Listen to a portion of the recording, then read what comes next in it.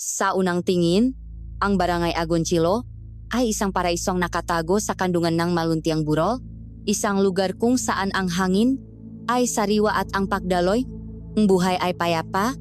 Sa gitnang barangay, sa ilalim ng isang malaking punong balete, matatagpuan ang yaman at kasabay na misteryo nga Agoncillo, ang lumang balon. Ang tubig nito ay hindi kapanipaniwalang malinaw, sinlinaw ang kristal, at laging malamig kahit sa tirik na sikat ng araw. Iginagalang ng nga taga na yon ang balon, ngunit kasabay nito, mayroon silang hindi may paliwanag na takot. Kumukuha sila ng tubig sa umaga, ngunit sa paglubok ng araw, walang sinuman ang nangangahas na lumapit dito. Si Elisa, ang mapagmahal na asawa ng kanilang kapitan na si Mateo, ay kontento na sa kanyang simpleng buhay. Para sa kanya, ang Agoncillo ang tanging mundo na kanyang kilala. Ang kanyang nakaraan ay isang blangkong pahina. Binurang isang aksidente maraming taon na ang nakalilipas bago pa man niya makilala si Mateo. Ang kanyang buhay ay umiikot lamang sa pag-aalaga sa kanyang asawa at sa kanilang nag-isang anak, ang 6 na taong gulang na si Lina. Ngunit sa bawat pagimbing niya sa gabi, binabalikan siyang isang bangungot, isang pamilyar na bangungot kung saan nararamdaman niya ang malamig na tubig na pumupulupot sa kanyang mapaa at isang kamay na gawa sa yelo ang humihila sa kanya, pababa sa walang katapusang dilim. Samantala, si Lina, na dati mahilig gumuhit ng mabulaklak at masayang pamilya, ay nakaroon ng bagong kinahihiligan.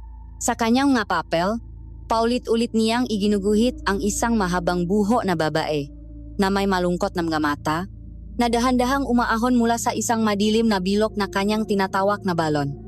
Isang umaga, nabalot ng tensyon ang buong barangay. Isang turista na dumating para kunan ng litrato ang ganda ng nayon ay hindi na natakpuan. Ang huling lugar kung saan siya nakita ay malapit sa lumang balon.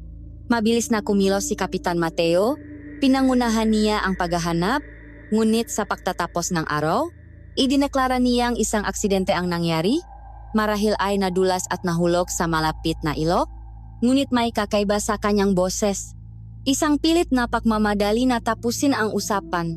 Kaagad siyang naglabas ng utos. Mahigpit na ipinagbabawal ang sinuman na lumapit sa lugar ng balon. Habang nakatingin si Elisa sa kanyang asawa, sa pagiging desidido nitong protektahan ang nayon, hindi niya maiwasang makaramdam ng bahagyang kaba na parabang ang pader na itinayo ni Mateo sa paligid ng balon ay hindi para ilayo ang matao, kundi para ikulong ang isang lihim na matagal nang naninirahan sa ilalim ng malinaw na tubig nito. Sige, heto ang kabuuan ng hinihiling mo. Lumipas ang ilang araw mula nang ideklarang isang trahedya ang pagkawala ng dayuhan sa Agoncillo.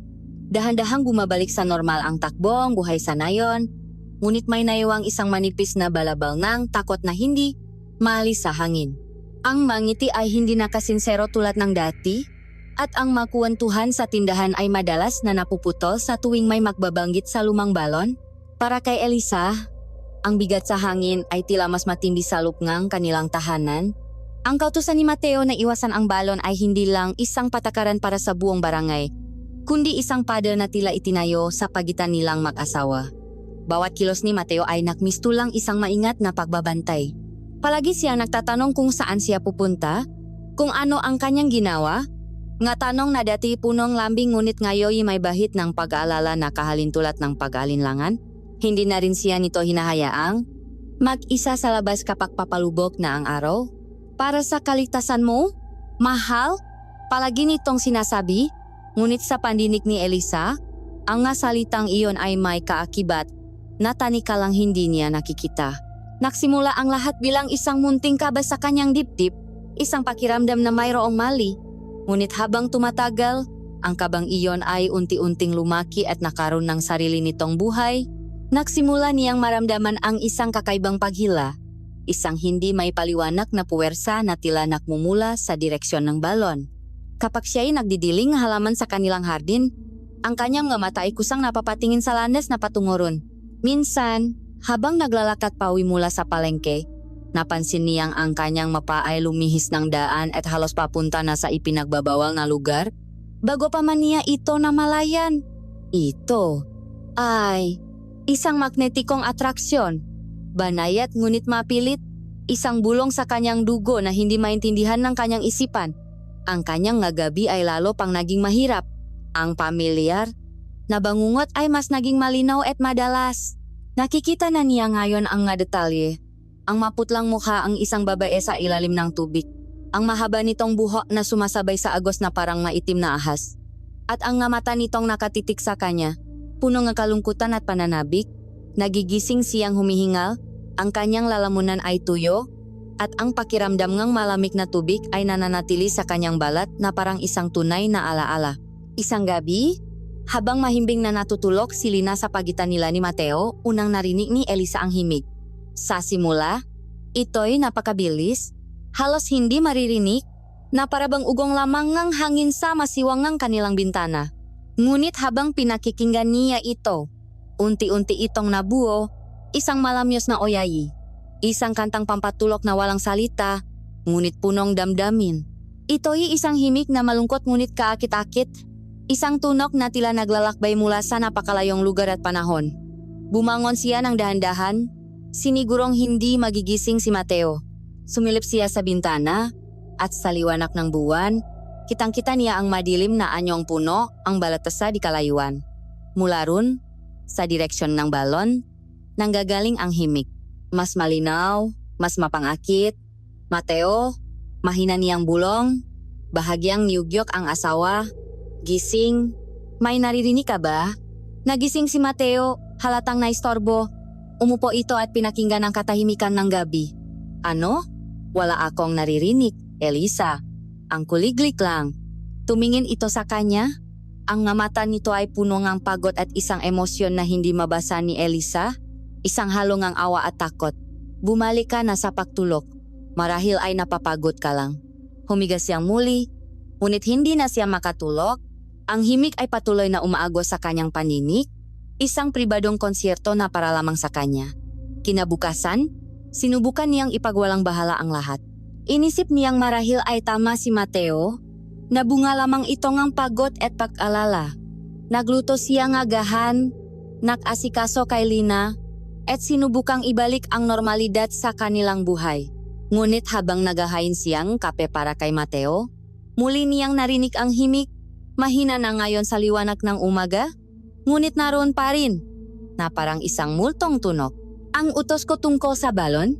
Elisa, sineseryoso ko iyon? Biglang sabi ni Mateo, na tila nabasa ang kanyang iniisip. Ayokong makita ka o si Lina na malapit doon? Maliwanag ba? Ang tono nito ay hindi na nagtatanong, kundi na utos. Pero bakit Mateo? Hindi na napigilan ni Elisa. Isang aksidente lang ang nangyari.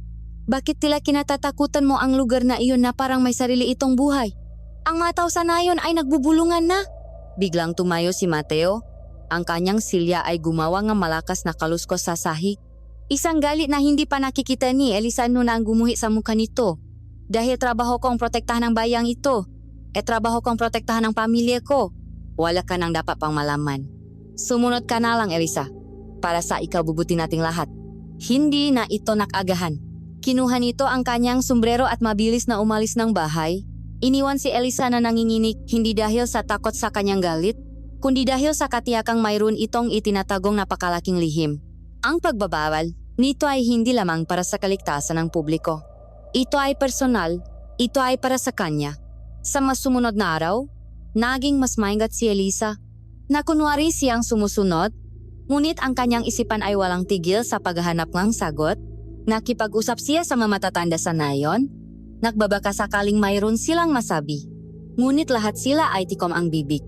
Iginagalang nila ang kanilang kapitan, ngunit sa kanilang nga mata, nakikita ni Elisa ang parehong takot na nakita niya kay Mateo.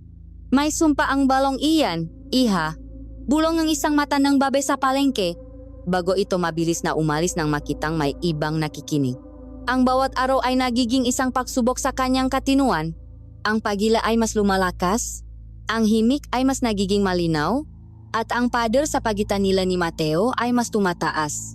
Pakiramdam niya ay nababaliw na siya, na ang lahat ng ito ay nasa isip niya lang. Ngunit sa tuwing titingnan niya ang bagong guhit ni Lina, Ngalarawan ng isang babaeng may buhok na lumulutang sa tubig at may mga kamay na nakauna na tila nagyayaya. Alam niyang totoo ang lahat ng ito. Isang gabi, hindi na niya nakayanan. Ang himik ng oyay ay hindi na isang bulong, kundi isang malinaw na pagtawag. Ito'y pumapasok sa kanyang kaluluwa, nang aakit, nanganggakong nga sagot sa matanong na hindi niya alam kung paano bibikasin. Dahan-dahan siyang bumangon mula sa kama, nag-iingat na hindi magising ang kanyang mag-ama. Tulad ng isang taong hinihipnotismo, naglakad siya palabas ng kanilang bahay. Ang kanyang mapang walang sapin ay hindi iniinda ang lamig ng lupa. Ang liwanag ng buwan ang tanging nagsisilbing gabay niya habang tinatahak niya ang pamilyar na landas. Ang hangin ay malamig at ang tanging naririnig niya ay ang pagtibok ng kanyang puso at ang malamyos na himig na humila sa kanya palapit. Wala na siyang kontrol sa sarili niyang katawan. Ang tanging nasa isip niya ay ang makarating sa pinagmumulan ng tunog, ang makita kung ano ang nasa ilalim ng balon. Nakikita na niya ang malaking punong balete. Ang madilim na anino nito ay tila isang higantang nagbabantay. Ilang hakbang na lang. Ngunit biglang, isang iya ang pumunit sa katahimikan ng gabi, isang iya na mula sa loob ng bahay. "Mama!" Ang sigaw ni Lina ay parang isang sampal na gumising kay Elisa mula sa kanyang pakakatulog. Napahinto siya. Ang kanyang pahinga ay putol-putol. Tumingin siya sa kanyang paligid, sa madilim na landas, sa nakakatakot na puno sa harapan, at pagkatapos ay sa mainit na ilaw mula sa kanilang bahay sa likuran. Nanginginig ang buong katawan. Mabilis siyang tumakbo pabalik. Ang takot ay mas matindi pa kaysa sa naramdaman niya sa kanyang bangungot. Pumasok siya sa silid at niyakap ang umiyak na si Lina. "Shh! Anak, nandito na si Mama," sabi niya habang hinahaplos ang buhok ng bata. Ngunit habang pinapakalma niya ang kanyang anak, ang kanyang mga mata ay nakatitik sa natutulog na si Mateo. Sa sandaling iyon, alam na niya. Hindi ito imahinasyon, hindi siya nababaliw. Ang balon ay tumatawag sa kanya at gagawin ng kanyang asawa ang lahat para pigilan siyang sumagot. Ang tanong na lamang ay kung bakit. "Sige, narito ang kabuuan ng hinihiling mo." Matapos ang gabing iyon kung kailan halos magpatangay siya sa hindi may paliwanag na puwersang balon, nagbago ang lahat para kay Elisa. Ang dating payapang agos ng kanyang buhay ay napalitan ng walang tigil na pagbabantay. Bawat sulok ng kanilang bahay ay tila may anino at bawat ihip ng hangin ay tila may dalang bulong. Ngunit higit sa lahat, ang kanyang atensyon ay nakatuon sa kanyang anak na si Lina. Ang dating simbolo ng kawalang malay at kaligayahan ay naging sentro ng kanyang lumalaking takot. Nagsimula ito sa maguhit ng bata. Ang dating isa o dalawang larawan ng babae sa balon ay dumami na parang makabuteng nagsulputan pagkatapos ng ulan. Isang hapon, habang naglilikpit si Elisa sa silid ni Lina, natuklasan niya sa ilalim ng kama ang isang tumpok ng papel, marahil ay abot sa 20. Sa bawat isa, naroon ang parehong imahe, ngunit sa bawat bagong guhit, tila mas nagiging detalyado ito. Ang muhang babae sa balon ay mayroon ng malinaw na anyo, isang muhang magandang ngunit nababalot ng walang katapusang kalungkutan. Sa mga huling guhit, ang babae ay hindi na nag-isa. Mayroon na itong kasamang isang malit na bata, isang batang babae na may kaparehong mahabang buhok at bestida ni Lina. Sa isang partikular na guhit na nakpatindi ng balahibo ni Elisa, makahawak kamay ang dalawa sa ilalim ng madilim na tubig habang ang maisda ay lumalangoy sa kanilang paligid. Dahan-dahan niyang kinausap si Lina tungkol dito. "Anak, sino ang ginuguhit mo palagi?" Tanong niya sa malumanay na boses habang makatabi silang nakaupo sa sahig. Tumingin si Lina sa kanya. Ang mamata nito ay seryoso at malalim para sa isang bata. "Siya po si Ate Amihan, Mama. Nakatira po siya sa tubig sa ilalim ng malaking puno." "Amihan?" ulit ni Elisa habang nararamdaman ang panlalami ng kanyang kamay. "At ano ang sabi niya sa'yo, anak?" "Sabi niya po, malungkot daw po siyang mag-isa. Gusto niya po nga laro. Niyayaya niya po ako," sagot ni Lina na tila ba ito ang pinakanormal na bagay sa mundo. Halos hindi makahinga si Elisa.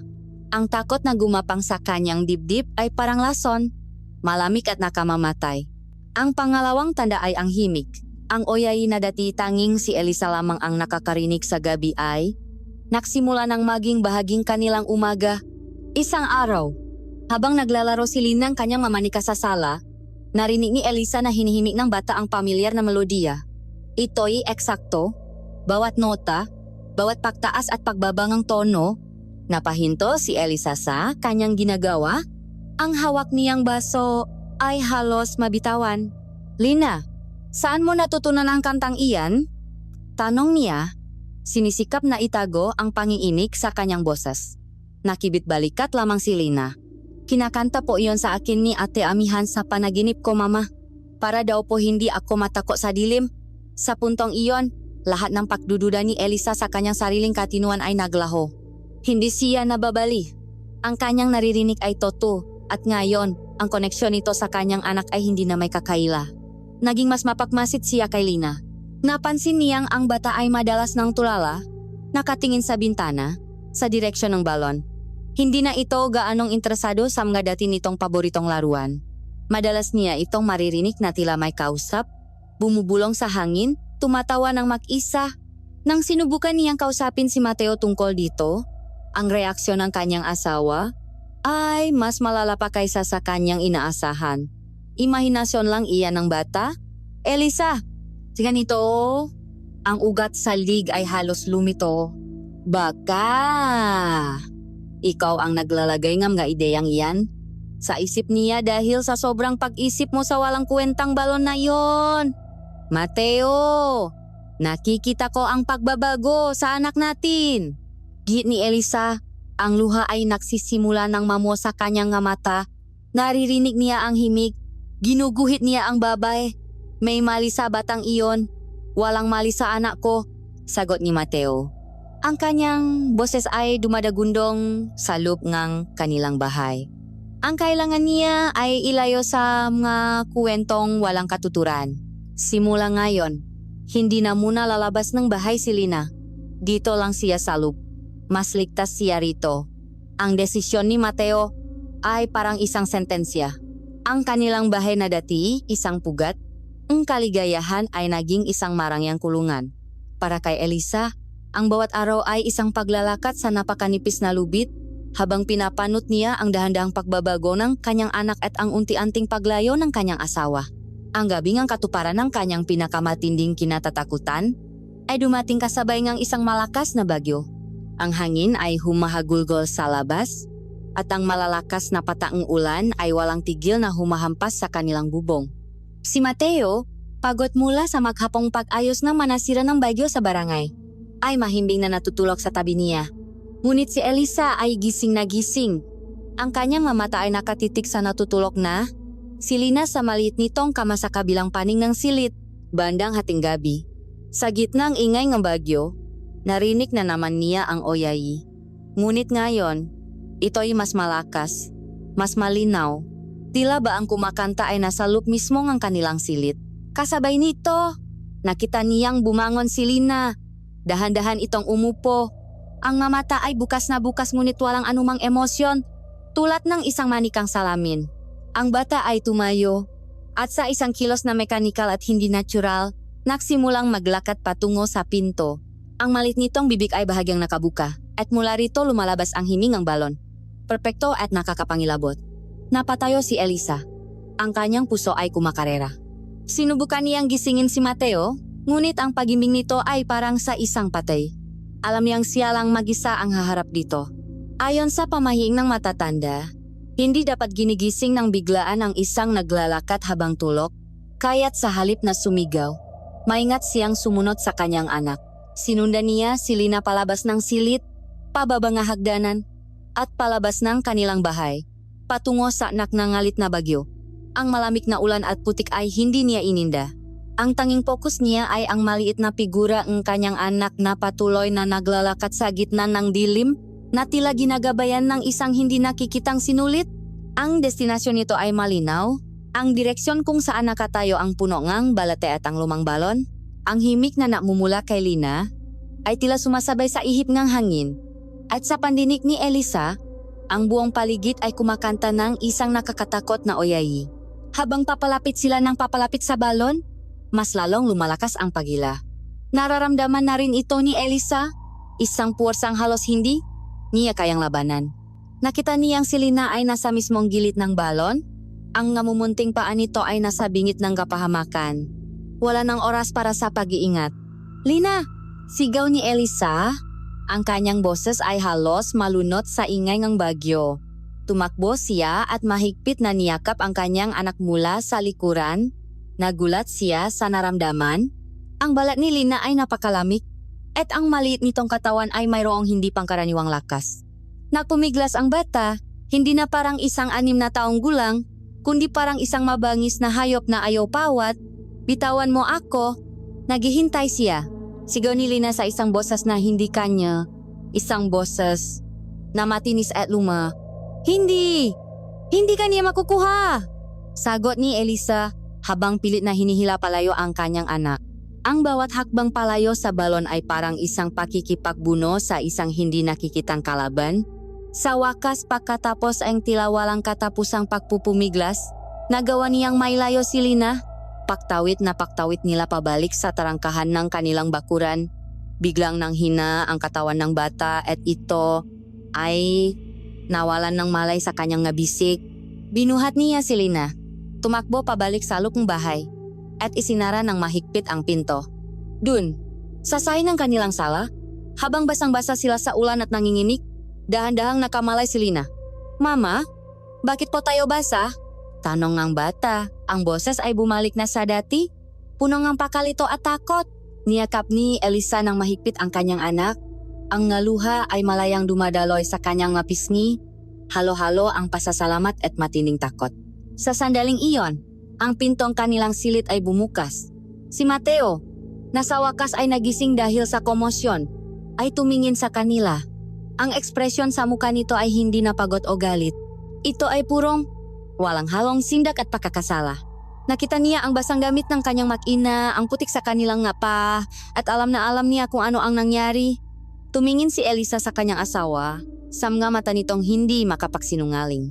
Ang takot niya ay napalitan ng isang malamig na determinasyon. Hindi na siya asa sa proteksyon ni Mateo, sapagkat ang taong nangakong poprotekta sa kanya ay siya ring nakukubli nga halimaw na gustong kumuha sa kanilang anak. Kailangan niyang malaman ang katotohanan at gagawin niya ito sa sarili niyang paraan. Sige, narito ang kabuuan ng hinihiling mo. Kinabukasan, ang sinang ng araw na tumatagos sa bintana ay hindi nakdalangang anumang init o pag-asa kay Elisa.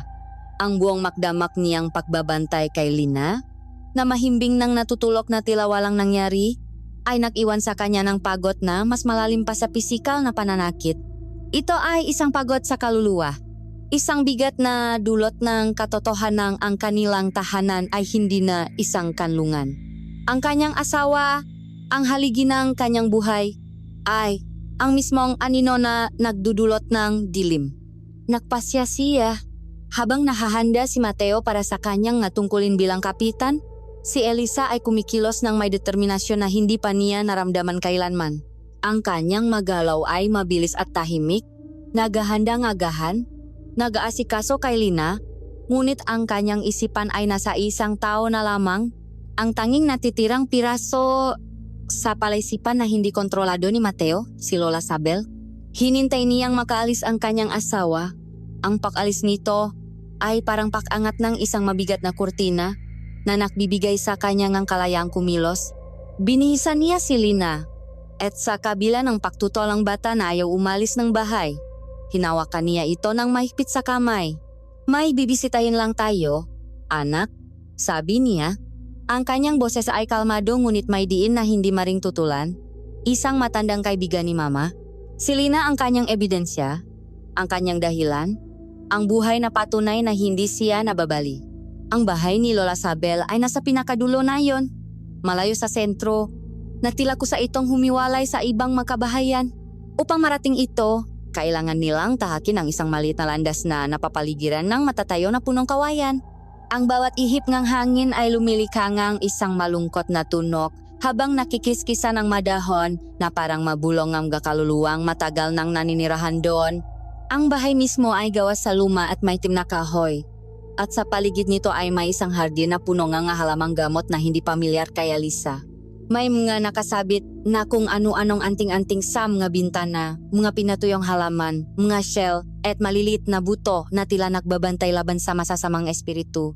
Sa pagtapa pa lang nila sa bakuran, naramdaman ni Elisa ang isang kakaibang enerhiya, isang pakiramdam na sila ay pumasok sa isang ibang mundo, isang lugar kung saan ang nga batas na modernong panahon ay hindi umiral. Nakatayo na si Lola Sabel sa may pintuan, na parabang kanina pa sila hinihintay. Ang kanyang muha, na puno nga guhit ng panahon, ay kalmado. Ang kanyang maliliit at malalalim na mata ay hindi tumingin kay Elisa, kundi diretso kay Lina. Pumasok kayo nga anak, sabi niya sa isang boses na mahina ngunit malinaw na tila tunong nga tuyong dahon sa taglagas. Sa loop, ang amoy nga pinakuluang ugat at insenso ay nanunuot sa hangin. Inalo sila ni Lola Sabel ngang isang mainit na salabat, ngunit magalang na tumanggi si Elisa. Wala siyang panahon para sa mapormalidad. Lola Sabel, kailangan ko po ang tulong ninyo, simula niya. Ang kanyang boses ay nanginginig sa pinahalong takot at desperasyon.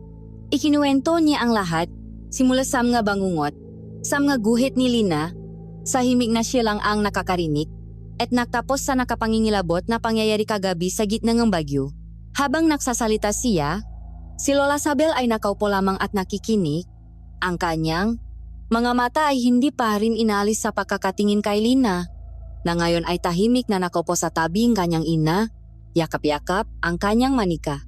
Nang matapos si Elisa, isang mahabang katahimikan ang namagitan sa kanila. Ang tanging maririnig lamang ay ang paktiktak ng isang lumang orasan sa dingding at ang pagpapakulo ng tubig sa kalan. Sa wakas, nagsalita si Lola Sabel. Ang problema mo, Elisa, ay mas matanda pa kaysa sa pangalan mo. Ito ay isang kwentong isinulat sa tubig at isinumpa sa dugo. Lumapit ang matanda kay Lina at marahang hinawakan ang kamay nito. Ang batang ito, sabi niya habang nakatingin kay Elisa, ay may dugong tumatawak sa tubig. Ano po ang ibig niyong sabihin? Tanong ni Elisa, ang kanyang puso ay kumakabog ng malakas. May malahi sa mundong ito na nakatali sa kalikasan, paliwanag ng matanda. May mapamilyang kabilang sa lupa, sa hangin, at mayroon ding mapamilyang kabilang sa tubig. Sila ay matagapag-alaga, matagabantay. Ang lahi na pinakmulan mo, iha, ay isa sa kanila. Ang dugo mo ay may koneksyon sa tubig, isang koneksyon na hindi kayang putulin ng paglimot. Tumingin si Lola Sabel sa labas, sa direksyon kung nasaan ang balon.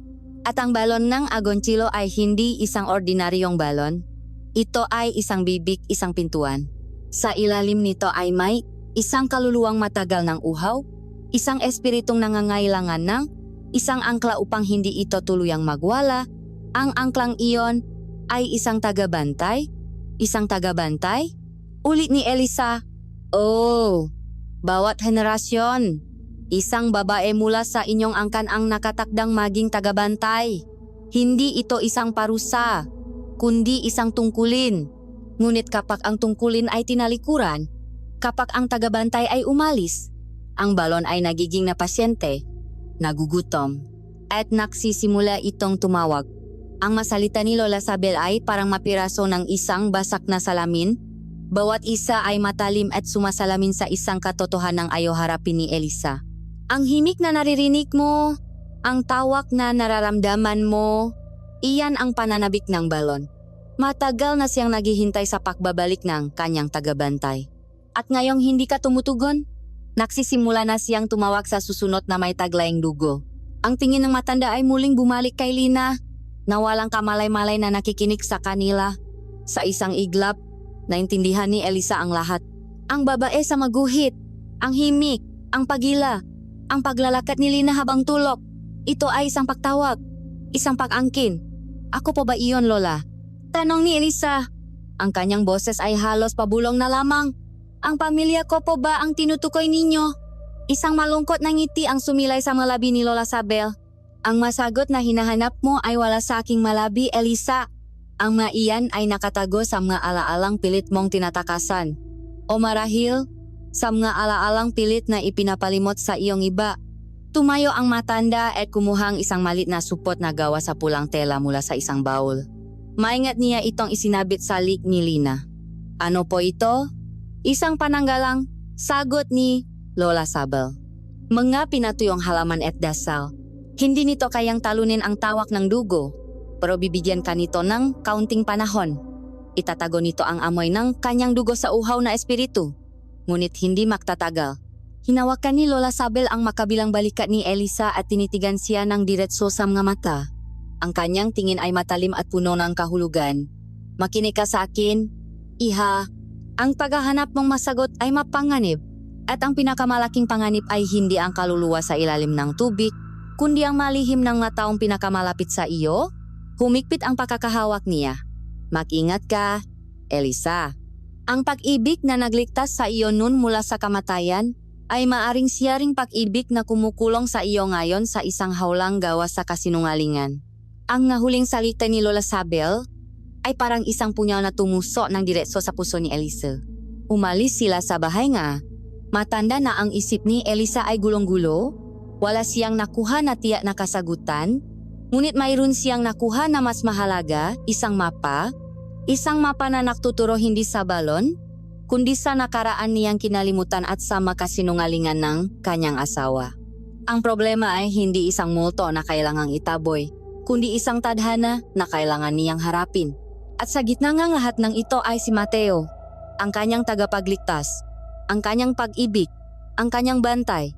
Sa paglalakad nila pabalik, habang mahigpit niyang hawa ang kamay ni Lina na may suot ng pulang anting-anting, isang malamig na determinasyon ang pumuno sa kanyang puso. Hindi na siya magtatanong. Hindi na siya maghihintay. Hanapin niya ang katotohanan. Kahit pa nangangahulugan itong kailangan niyang sirain ang pundasyon ng masayang buhay na akala niya ay sa kanya. Sige, narito ang kabuuan ng hinihiling mo. Ang masalita ni Lola Sabel ay parang magabinhing ipinunla sa isipan ni Elisa at sa makdamak na pananahimik. Ang nga ito ay naugat at yumabong, naging isang puno ng determinasyon. Ang takot na dati nagpaparalisado sa kanya ay ngayon ay nag-aapoy na parang isang hurno. Tinutunaw ang lahat ng kanyang pag-aalinlangan at pinalitan ito ang isang matigas at malamig na resolusyon. Ang pulang supot na nakasabit sa lig ni Lina ay isang pisikal na paalala, isang pulang bandila na nagsasabing naubos na ang kanilang oras. Hindi na siya isang nag-alalang inalamang. Siya na ngayon ay isang investigador sa sarili niyang pamamahay. Isang dayuhan sa pamilyar na mga sulok ng lugar na dati niyang tinawag na kanlungan. Nahintay siya ng tamang pakakataon. Kinaumagahan, pagkatapos umalis ni Mateo para sa isang pulong sa kabilang baryo, alam niyang ito na ang pakakataong ibinigay sa kanya.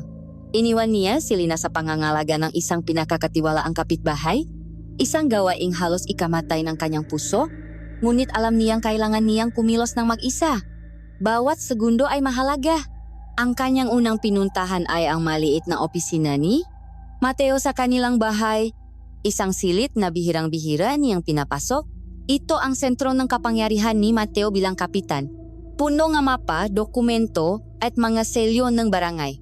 Dito, siya ay hindi asawa ni Elisa, kundi pinuno ng Agoncillo. Ang hangin sa loop ay mabigat sa amoy ng lumang papel at tabako. Saan itatago ng isang taong tulad ni Mateo ang isang napakahalagang sikreto? Hindi sa isang lugar na madaling makita. Nagsimula siyang magaluhog. Ang kanyang mga kamay ay nanginginig sa kaba. Ang bawat kaluskos sa labas ang bahay ay nagpapatigil sa kanyang pahinga. Sa takot na baka ito'y ang hindi inaasahang pagbabalik ang kanyang asawa, tiningnan niya ang bawat kabinet, pinuklat ang bawat libro. Sa ilalim ng isang makapal na aklat tungkol sa kasaysayan ng kanilang probinsya, naramdaman ng kanyang madaliri ang isang nakausling metal, isang susi. Mali ito luma at gawa sa tanso na kinakalawang na. Hindi ito ordinaryo ang gasusing gepinto. Ito ay susi para sa isang bagay na mas luma pa. Biglang, pumasok sa kanyang isipan ang isang lugar na halos kinalimutan na niya, ang bodega sa itaas ng kanilang bahay, ang lugar kung saan nakatambak ang lahat ng mabagay na ayaw nang makita ngunit ayaw pang itapon. Dala ang susi at isang maliit na kandila, maingat siyang umakyat sa makitit na hagdanan patungo sa itaas. Ang pagbukas ng pinto nito ay nagpakawala ng amoy ng alikabok at panahong matagal ng nakulong. Ang tanging liwanag ay nakmumula sa siwang ng bubong at sa malit na apoy ng kanyang kandila, na lumilikang magumagalaw na anino, na tila mamultong sumasayaw sa dilim. Sa gitna nga lumang kasangkapan, masirang upuan, at makahon ng damit na kinain ng anay, naroon ang kanyang hinahanap, ang baul. Ito ay gawa sa maitim at mabigat na kahoy na nara, pinalibutan ng mabakal na may kalawang na. Ang laki nito ay sapat para paglagyan ng isang tao.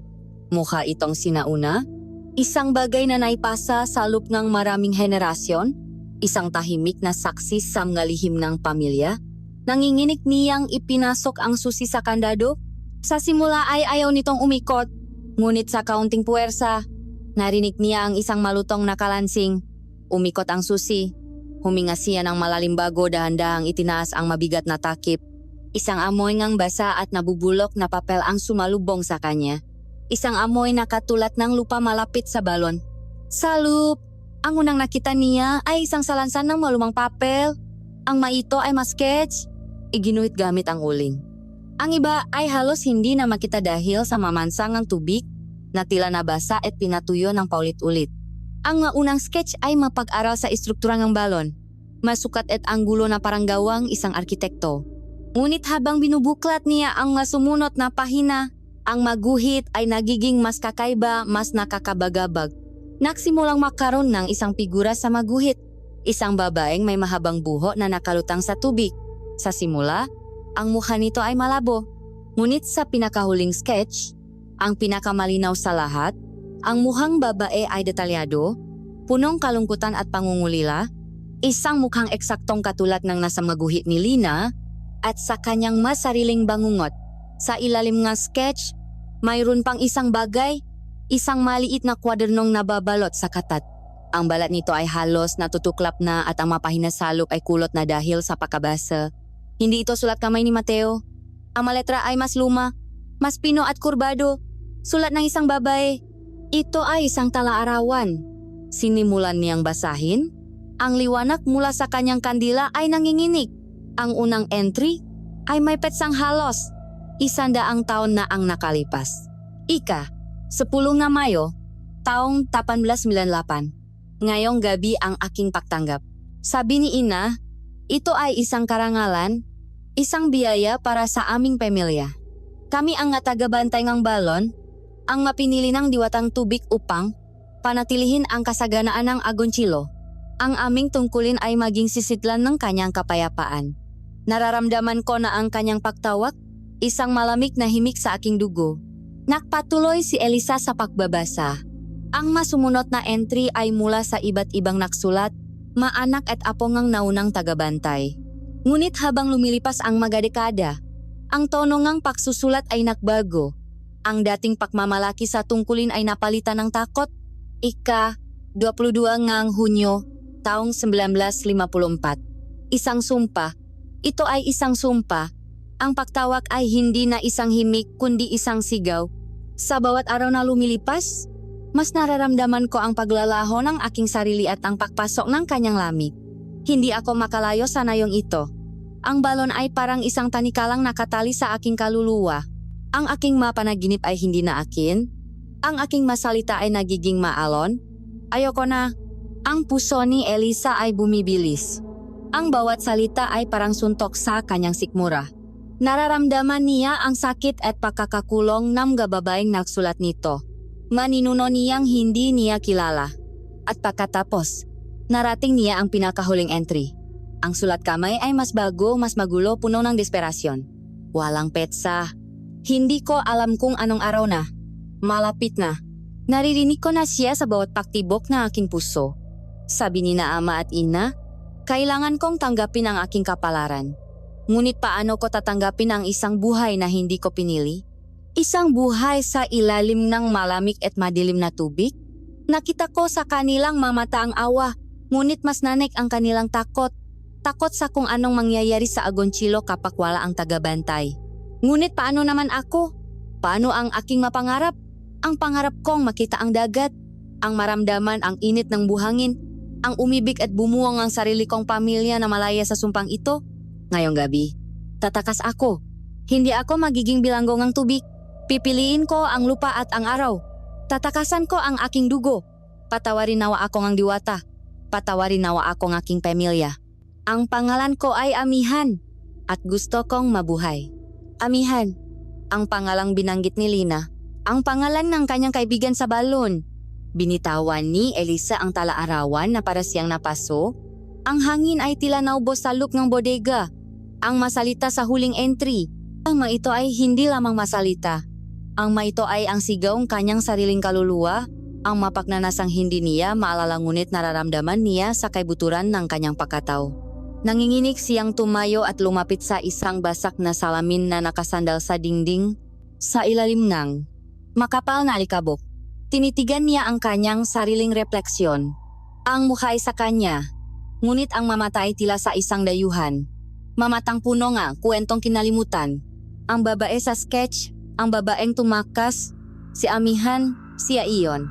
Sa ibaba, narinig niya ang tunog ng pagbukas ng kanilang pintuan, ang malakas na boses ni Mateo na tumatawag sa kanyang pangalan. Elisa, nasaan ka? Ngunit ang pangalang narinig niya ay hindi na ang pangalan niya. Si Elisa ay isang kasinungalingan, isang magandang panaginip na nilikha para paktakpan ang isang nakakatakot na katotohanan. Nakaupo siya sa sahig sa gitna ng mapiraso ng kanyang nakaraan. Ang katotohanan ay nakalatak sa kanyang harapan na parang isang basak na pinggan. Ang kanyang tagapagligtas ay ang kanyang naging karkelero. Ang kanyang pag-ibig ay ang kanyang naging kulungan, at ang balon ay hindi lang tumatawag sa kanya. Binabawi nito kung ano ang sa kanya. Sige, narito ang kabuuan ng hinihiling mo. Ang pababa ni Elisa mula sa madilim na bodega ay parang isang paahon mula sa isang libingan. Isang pakbabalik sa mundo nga buhay dala-dala ang ngabutong nakaraan. Bawat hakbang niya sa lumang hagdanan ay mabigat at may tunog, hindi dahil sa kanyang bigat, kundi dahil sa bigat ng katotohanan ng kanyang pasan-pasan.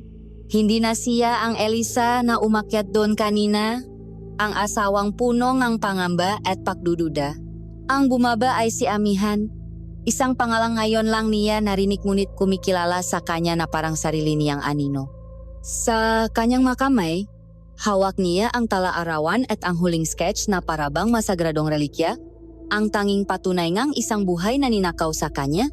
Nakatayo si Mateo sa gitnang sala, ang likod nito ay nakaharap sa kanya, nakatingin sa labas ng bintana.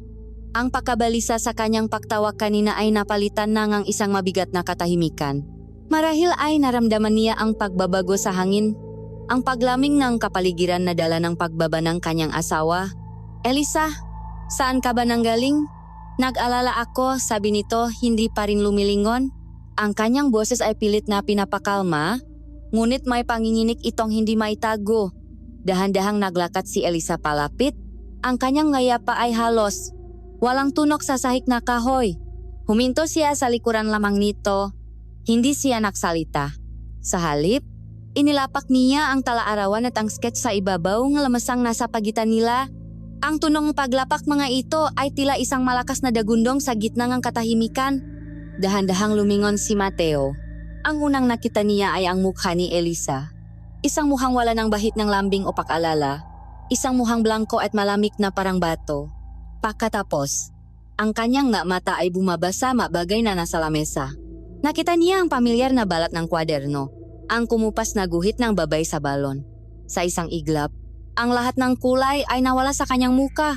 Ang kapitan ng Agoncillo, ang lalaking kinatatakutan at iginagalang ng lahat, ay nakmistulang isang batang nahuli sa kanyang kasalanan, punong takot at walang matakbuhan. Sino si Amihan? Mateo, tanong ni Elisa. Ang kanyang boses ay hindi pa sigaw. Ito ay mahinahon, kontrolado. At dahil doon, mas lalong nakakapaninig balahibo. Sino ang babaeng isinulat ang lahat ng ito?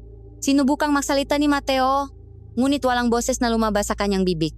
Ikinumpas niya ang kanyang makamay, na parabang sinasabing walang kahulugan ang maiyon. Elisa, iyan ay malumang kuwento lamang ng nayon, mapamahiin, huwag mo sanang makuwento. Putol ni Elisa. Ang kanyang boses ay bahagyang tumaas. Ang bangungot ko gabi-gabi, Mateo, kuwento lang ba yon? Ang paglalakad ni Lina sa gitna ng bayo patungo sa balon, kuwento lang ba yon? Ang himik na naririnig naming mag-ina na ikaw mismo ay nakukunwaring hindi mo naririnig, kuwento lang din ba iyon? Itinuro niya ang huling entry sa talaarawan. Ang babaeng ito, si Amihan, isinulat niya na tataka siya. Napipiliin niya ang lupa at ang araw. Na ayaw niyang maging bilanggo ng tubig. Sagutin mo ako, Mateo. Ang kanyang boses ay nabasak sa huling salita. Hindi dahil sa kahinaan, kundi dahil sa bigat ng sakit. Ako ba siya? Sa wakas, gumuho ang lahat ng depensa ni Mateo. Napayuko ito, ang kanyang malalaking balikat ay nang hina at isang malalim na hikbi ang kumawala mula sa kanyang dibdib. Umupo siya sa silya, ipinatong ang kanyang ngasiko sa mesa at itinago ang kanyang muka sa kanyang ngapalat. Ang makapangyarihang kapitan ay umiyak. Oh, sabi niya, ang kanyang boses ay mahina at garaga. Oh, Elisa, ikaw siya. Nagsimula siyang makwento at sa bawat salitang lumalabas sa kanyang bibig, ang mundo ni Elisa ay unti-unting nadudurog. Inilarawan niya ang gabing iyon, 8 taon na ang nakalipas, isang malakas na bagyo, katulad ng bagyong halos kumuha kay Lina, ang humahagupit sa Agoncillo. Siya, na isang binate pa lamang na tanot noon, ay nagiikot nang makita niya ang isang katawan sa gilid ng kalsada malayo sa kabahayan. Ito ay isang babae, basang-basa, may sugat sa ulo, at walang malay. Dinala niya ito sa pinakamalapit na klinika. Sabi ng doktor, malala ang tama nito sa ulo. Buhay nga ito, ngunit ang kanyang nga alaala ay tuluyang nabura. Wala itong maalala, kahit ang sarili nitong pangalan. Nakilala kita kaagad, pagpapatuloy ni Mateo. Habang tumutulo ang kanyang maluha, alam ko na ikaw si Amihan, ang nawawalang anak ng pamilyang tagabantay. Ang babaeng laman ng mabulong-bulungan sa nayon, ang taksil na tumalikot sa kanyang tungkulin, binisita niya ito araw-araw sa klinika. Nakita niya ang takot at pakalito sa mata nito. Ngunit sa ilalim ng takot na iyon, nakita rin niya ang isang kaluluwang malaya, isang kaluluwang hindi na binabagabak ng malamig na tawak ng balon. Dun ako nagsimulang umibig sa iyo, sabi niya, hindi kay Amihan, ang tagabantay, kundi sa babaeng walang pangalan, sa babaeng walang nakaraan. Binigyan kitang bagong pangalan. Elisa, mula sa salitang piniling ng Diyos, umasa akong ang pangalang iyon ang magiging kalasak mo. Nang gumaling ito, nagpasya siya. Isang desisyong babago sa kanilang buhay magpakailanman. Itinago niya ang katotohanan. Sinabi niya sa lahat na isa, itong malayong kamag-anak na naulila. Para sa kanya, ang amnesia nito ay hindi isang trahedya, kundi isang himala. Isang pagkakataon para iligtas ito sa sumpang kinatatakutan ng lahat. Ginao ko yon dahil mahal kita, Elisa, sabi niya. Ang kanyang boses ay punong pagsusumamo. Ayaw kong makita kang maging katulad ng manauna sa iyo, isang malungkot na kaluluwang nakakadena sa balon. Gusto kong bigyan kang buhay na pinangarap ni Amihan sa kanyang huling isinulat. Isang buhay na may araw at lupa, isang buhay na malaya. Minahal kita ng higit pa sa takot ko sa sumpa. At ang turista, mahinang tanong ni Elisa. Ang kanyang isip ay pilit na pinoproseso ang lahat. Ang balon, Elisa, sagot ni Mateo. Naging na pasyente na siya. Sa pagkawala mo, nagalit siya. Ang pagkamatay ng turistang iyon ang una niyang pagpaparamdam sa loob ng maraming taon. Doon ko nalaman na nagsisimula na siyang mahanap. Nagsisimula na siyang maningil. Kaya ako naging mahigpit. Kaya ko kayo pinagbawalan. Dahil alam kong ikaw ang hinahanap niya. At kung hindi ka niya mahanap, ang susunod sa linyang dugo, ang anak natin. Isang mahabang katahimikan ang muling namayani. Si Elisa ay nakatayo lamang. Hindi gumagalaw, na parang isang estatwa. Ang galit na kanina ay nag-alap sa kanyang dibdib ay biglang nawala, at ang naiwan ay isang malawak at malamig na kawalan. Hindi lang pala galit ang nararamdaman niya. Nararamdaman niya ang matinding lungkot. Lungkot para sa pamilyang hindi niya maalala. Lungkot para sa babaeng nangangalang Amihan na isinuko ang lahat para sa kalayaan. At lungkot para sa kanyang sarili, ang babaeng nabuhay sa isang magandang kasinungalingan. Tiningnan niya si Mateo, ang lalaking minahal niya ng buong puso, ang amang kanyang anak. Nakita niya ang pagmamahal sa mga mata nito, ngunit nakita rin niya ang kasakiman ng pag-ibig na iyon, isang pag-ibig na handang magnakaw ng isang buong pagkatao para lamang makamit ang kanyang nais. Dahan-dahan, Niyang kinuha ang pulang supot mula sa ilalim ng kanyang damit. Ang anting-anting na bigay ni Lola Sabel. Kaya pala alam ni Lola Sabel ang lahat, sabi niya sa sarili. Tumingin siyang muli kay Mateo. Ang kanyang nga mata ito yun Ngunit ang sakit sa loob nito ay mas malalim pa kaysa sa anumang luha. Iniligtas mo nga ako sa balon. Mateo, sabi niya, ang kanyang boses ay walang emosyon. Pero ikinulong mo naman ako sa isang buhay na hindi sa akin. At ngayon, ang anak natin ang sinisingil sa pagtakas na hindi ko man lang maalala. Tumalikot siya at naglakad patungo sa kanilang silid. Iniwan si Mateo na nakayuko sa lamesa sa gitna ng pirasong kanilang nasirang tiwala. Ang kanilang bahay ay hindi na isang tahanan. Ito na ngayon ay isang tablado ng isang trahedya. At silang dalawa, ang sinungaling at ang nawawalang tagabantay, ang mapangunahing tauhan. Sige, narito ang kabuuan ng hinihiling mo. Ang silit na datiri kanyang kanlungan ay naging isang kulungan. Isinara ni Elisa ang pinto hindi lamang para harangan si Mateo sa labas, kundi para harapin ang mga multo saluk, mga multong may sarili niyang mukha. Huminto siya sa harap ng malaking salamin, ang salaming saksi sa 8 taon ng kanyang buhay bilang si Elisa. Ngunit ang babaeng nakatitik pabalik sa kanya ay isa ng estranghero. Tinitigan niya ang kanyang mata, hinahanap ang bakas ni Amihan. Hinawakan niya ang kanyang buhok, iniisip kung ito rin ba ang buhok na hinaplos ng mangga magulang na hindi na niya maalala. Ang bawat bahagi ng kanyang katawan, bawat paklat, bawat nunal, ay naging isang tanong. Kanino ito? Kay Elisa, ang asawang kapitan? O kay Amihan, ang takas na tagabantay? Ang katotohanan ay isang malupit na magnanakaw. Hindi lamang ninakaw ang kanyang nakaraan, kundi pati na rin ang kanyang kasalukuyan. Ang buong buhay niya, ang pag-ibig na kanyang iningatan, ang pagiging ina na kanyang ipinakmalaki, lahat ay nabahiran ng kasinungalingan. Para siyang isang mahusay na aktres sa isang dula, ginagampanan ang isang papel na hindi niya alam na para sa kanya isinulat. At ang direktor ay ang lalaking pinakamamahal niya. Ang sakit ay hindi lamang galit. Ito ay isang malalim na pihati. Isang pagluluksa para sa isang pamilyang hindi niya nakasama sa paglaki. Para sa mga magulang na ang mukha ay isa na lamang mansa sa kanyang isipan. Isang pamilyang marahil ay namatay na sa kalungkutan sa pag-aakalang siya inawala na magpakailanman. O mas malala pa, marahil ay kinamuhian siya sa kanyang pagtalikot sa sagradong tungkulin. Ang pihating iyon ay sinabayan ng mga pira-pirasong alaala na biglang sumusulpot sa kanyang isipan na parang makidlat sa isang madilim na gabi. Bigla, ang amoy ng insenso ay nanuot sa kanyang pang-amoy at nakita niya ang sarili na nakatayo sa gilid ng balon. Gabi. Ang liwanag lamang ay mula sa sulo at sa kabilugan ng buwan. Nakita niya ang isang babae at isang lalaki sa kanyang harapan, ang kanyang ina at ama. Batit niya sa kaibuturan ng kanyang puso. Ang kanilang mga muka ay punong ng solomnya at piati. Mayroon silang sinasabi sa isang lumang dialekto. Mga salitang hindi niya naiintindihan ngunit ramdam niya ang bigat. Pakatapos, naramdaman niya ang kanilang mga kamay sa kanyang balikat. Marahan ngunit mapilit siyang itinutulak palapit sa madilim na tubig. Ang takot. Ang dalisay na takot na naramdaman niya sa sandaling iyon ay bumalik sa kanya ng buong buo. Isang malamig na kuryenteng gumapang sa kanyang buong katawan. Nawala ang imahe at napalitan itong isa pa. Tumatakbo siya. Ang masangang puno ay humahaplos at sumusugat sa kanyang mukha. Ang putik ay lumalamon sa kanyang mapa. Ang malakas na ulan ay para makarayom sa kanyang balat. Ang tanging naririnig niya ay ang sarili niyang pahinga at ang malakas na kabo ng kanyang dibdib. Tumatakas siya.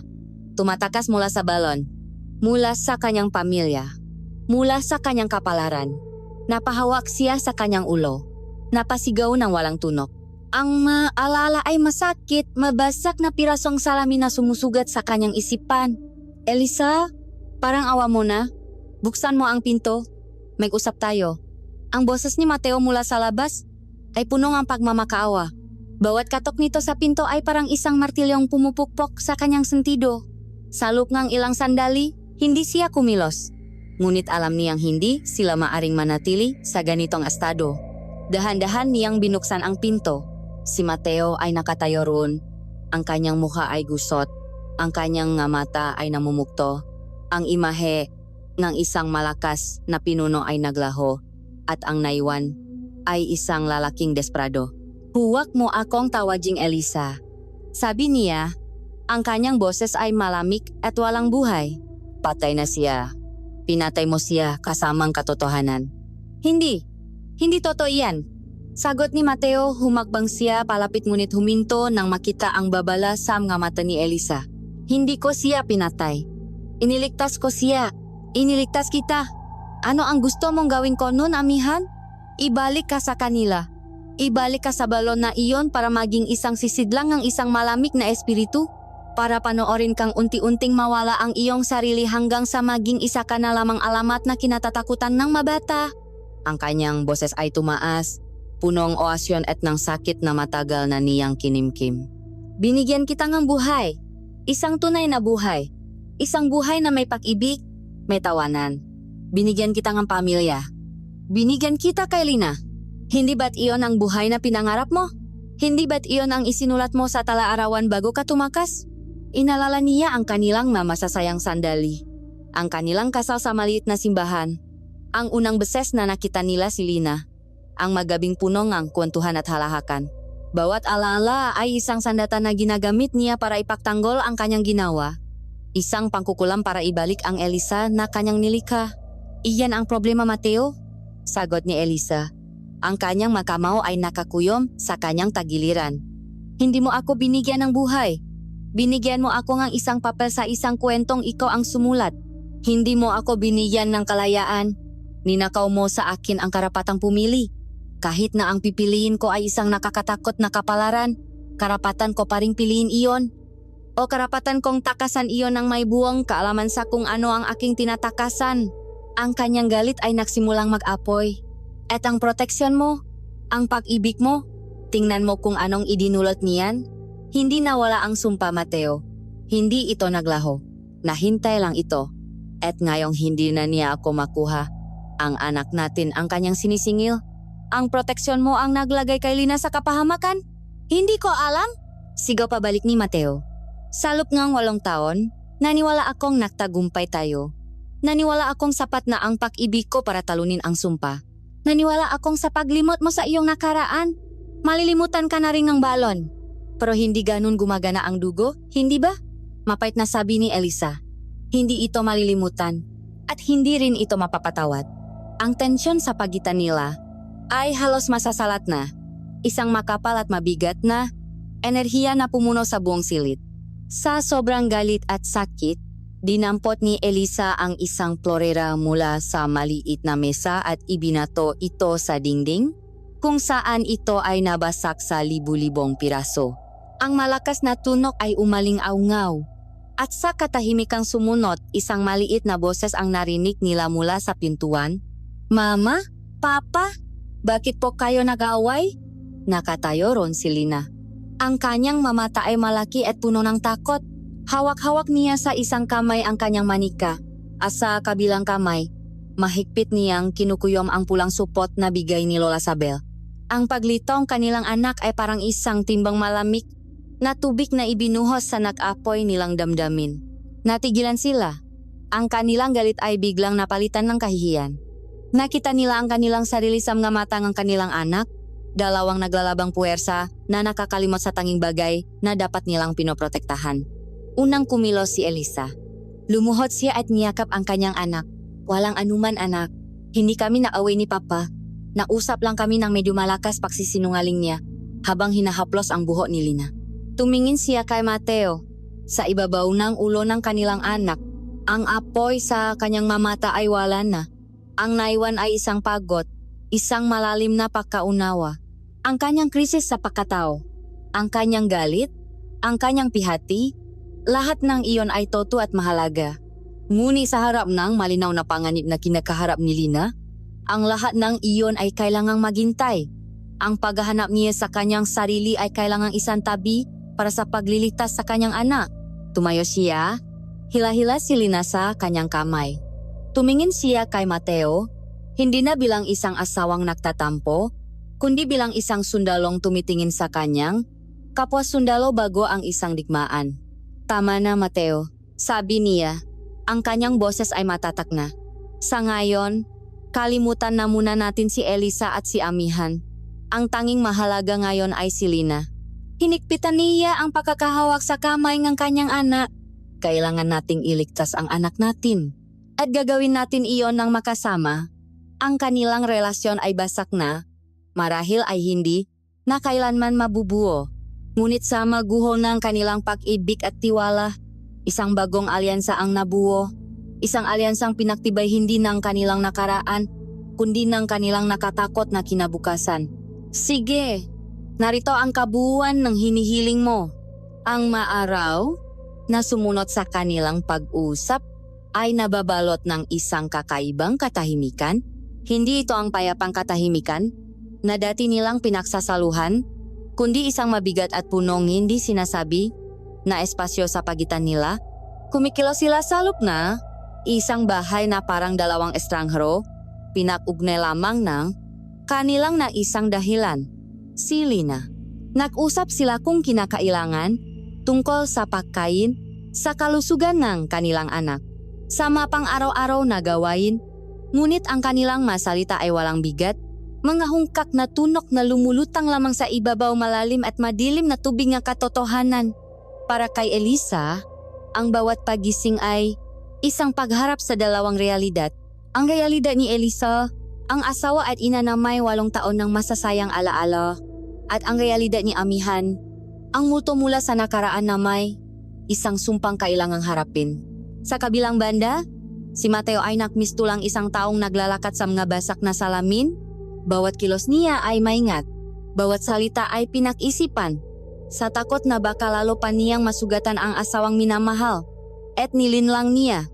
Nakikita ni Elisa ang pagsisisi sa mata nito, ngunit nakikita rin niya ang matigas na paninindigan na tama ang kanyang ginawal. Ang pag-ibig na naktulak sa kanya na maksinungaling ay siya pa ring pag-ibig na nagbibigay sa kanya ng lakas para harapin ang malamig na pagtrato ni Elisa. Ang tensyon ay halos hinihiwa ang hangin sa kanilang tahanan hanggang sa dumating ang araw ng pista nga ni. Ito ang pinakamalaking pagdiriwang sa Agoncillo, isang pasasalamat para sa masaganang aningang taon. Karaniwan, ito ay isang araw na punong saya at pinakahintay ng pamilya nila. Ngunit ngayon, ang ideya ng paharap sa buong nayon at pagpapakita ng isang pekeng ngiti ay parang isang mabigat na parusa para kay Elisa. Bilang asawang kapitan, inaasahan siyang naroon, nakangiti sa tabi ng niyang asawa, isang perpektong larawan ng isang masayang pamilya.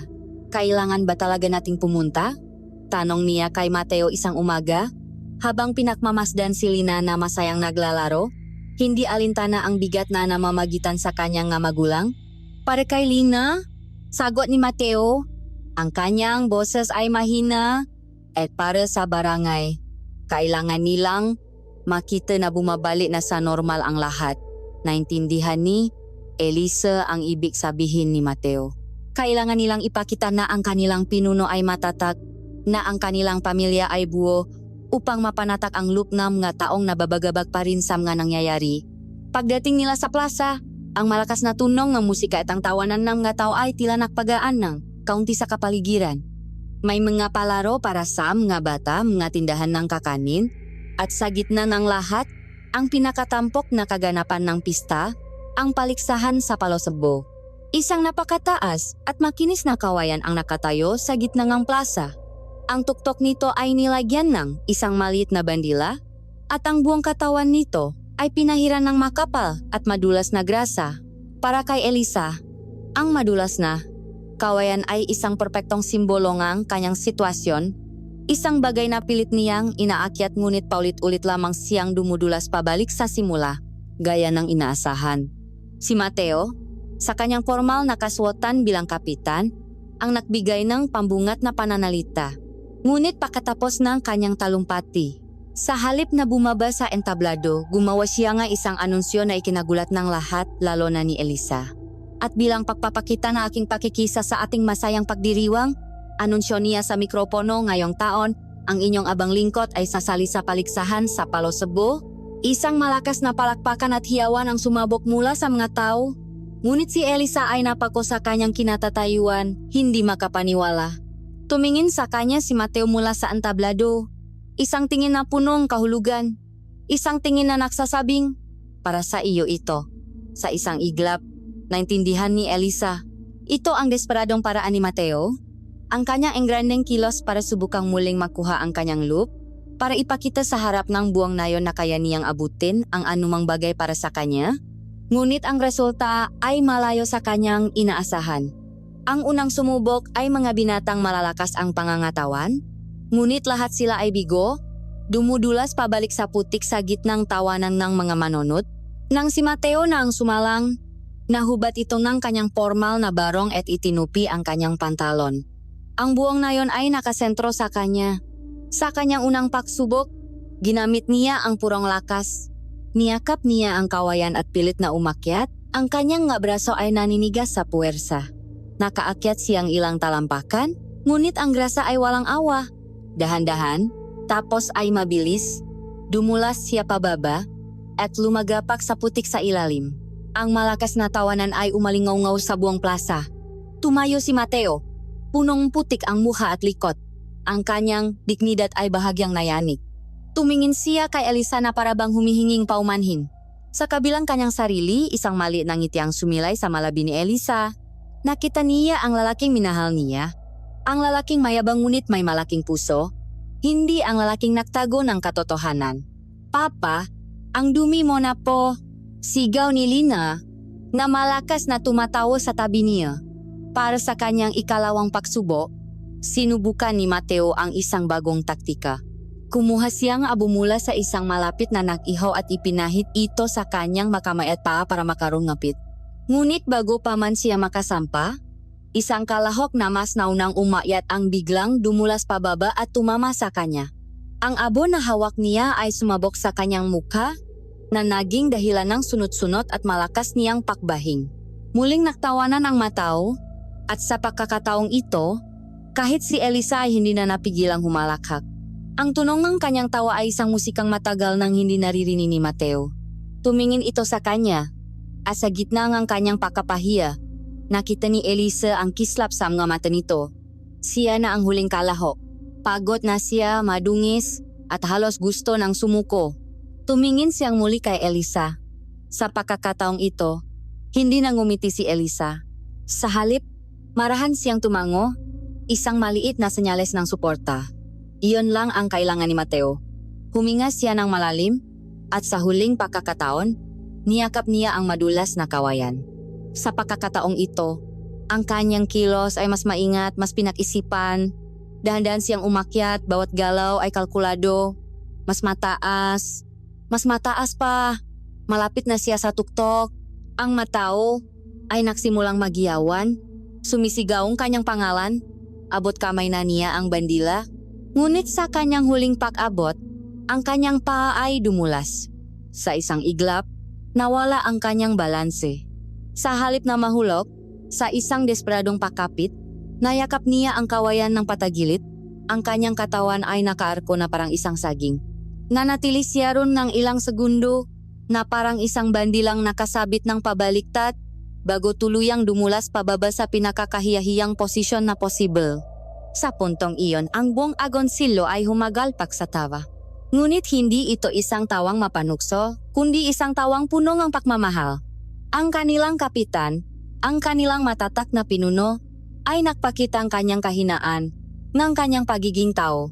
At sa paggawa nun, mas lalo pa siyang minahal ng mga ito. Naglakad siyang papalapit sa kanyang makina, punong putik mula ulo hanggang paa, talunan ngunit nakangiti. Mukhang hindi ko yata kayang abutin ang bandera para sayo. Mahal, sabi niya, habang kinakamot ang kanyang ulo. Tumingin si Elisa sa kanya, sa putik sa kanyang muha, sa damo sa kanyang buhok, at sa pagod ngunit masayang ngiti sa kanyang ngalabi. At sa unang pagkakataon, sa loob ng maraming araw, isang tunay at malinis na tawa ang kumawala mula sa kanya.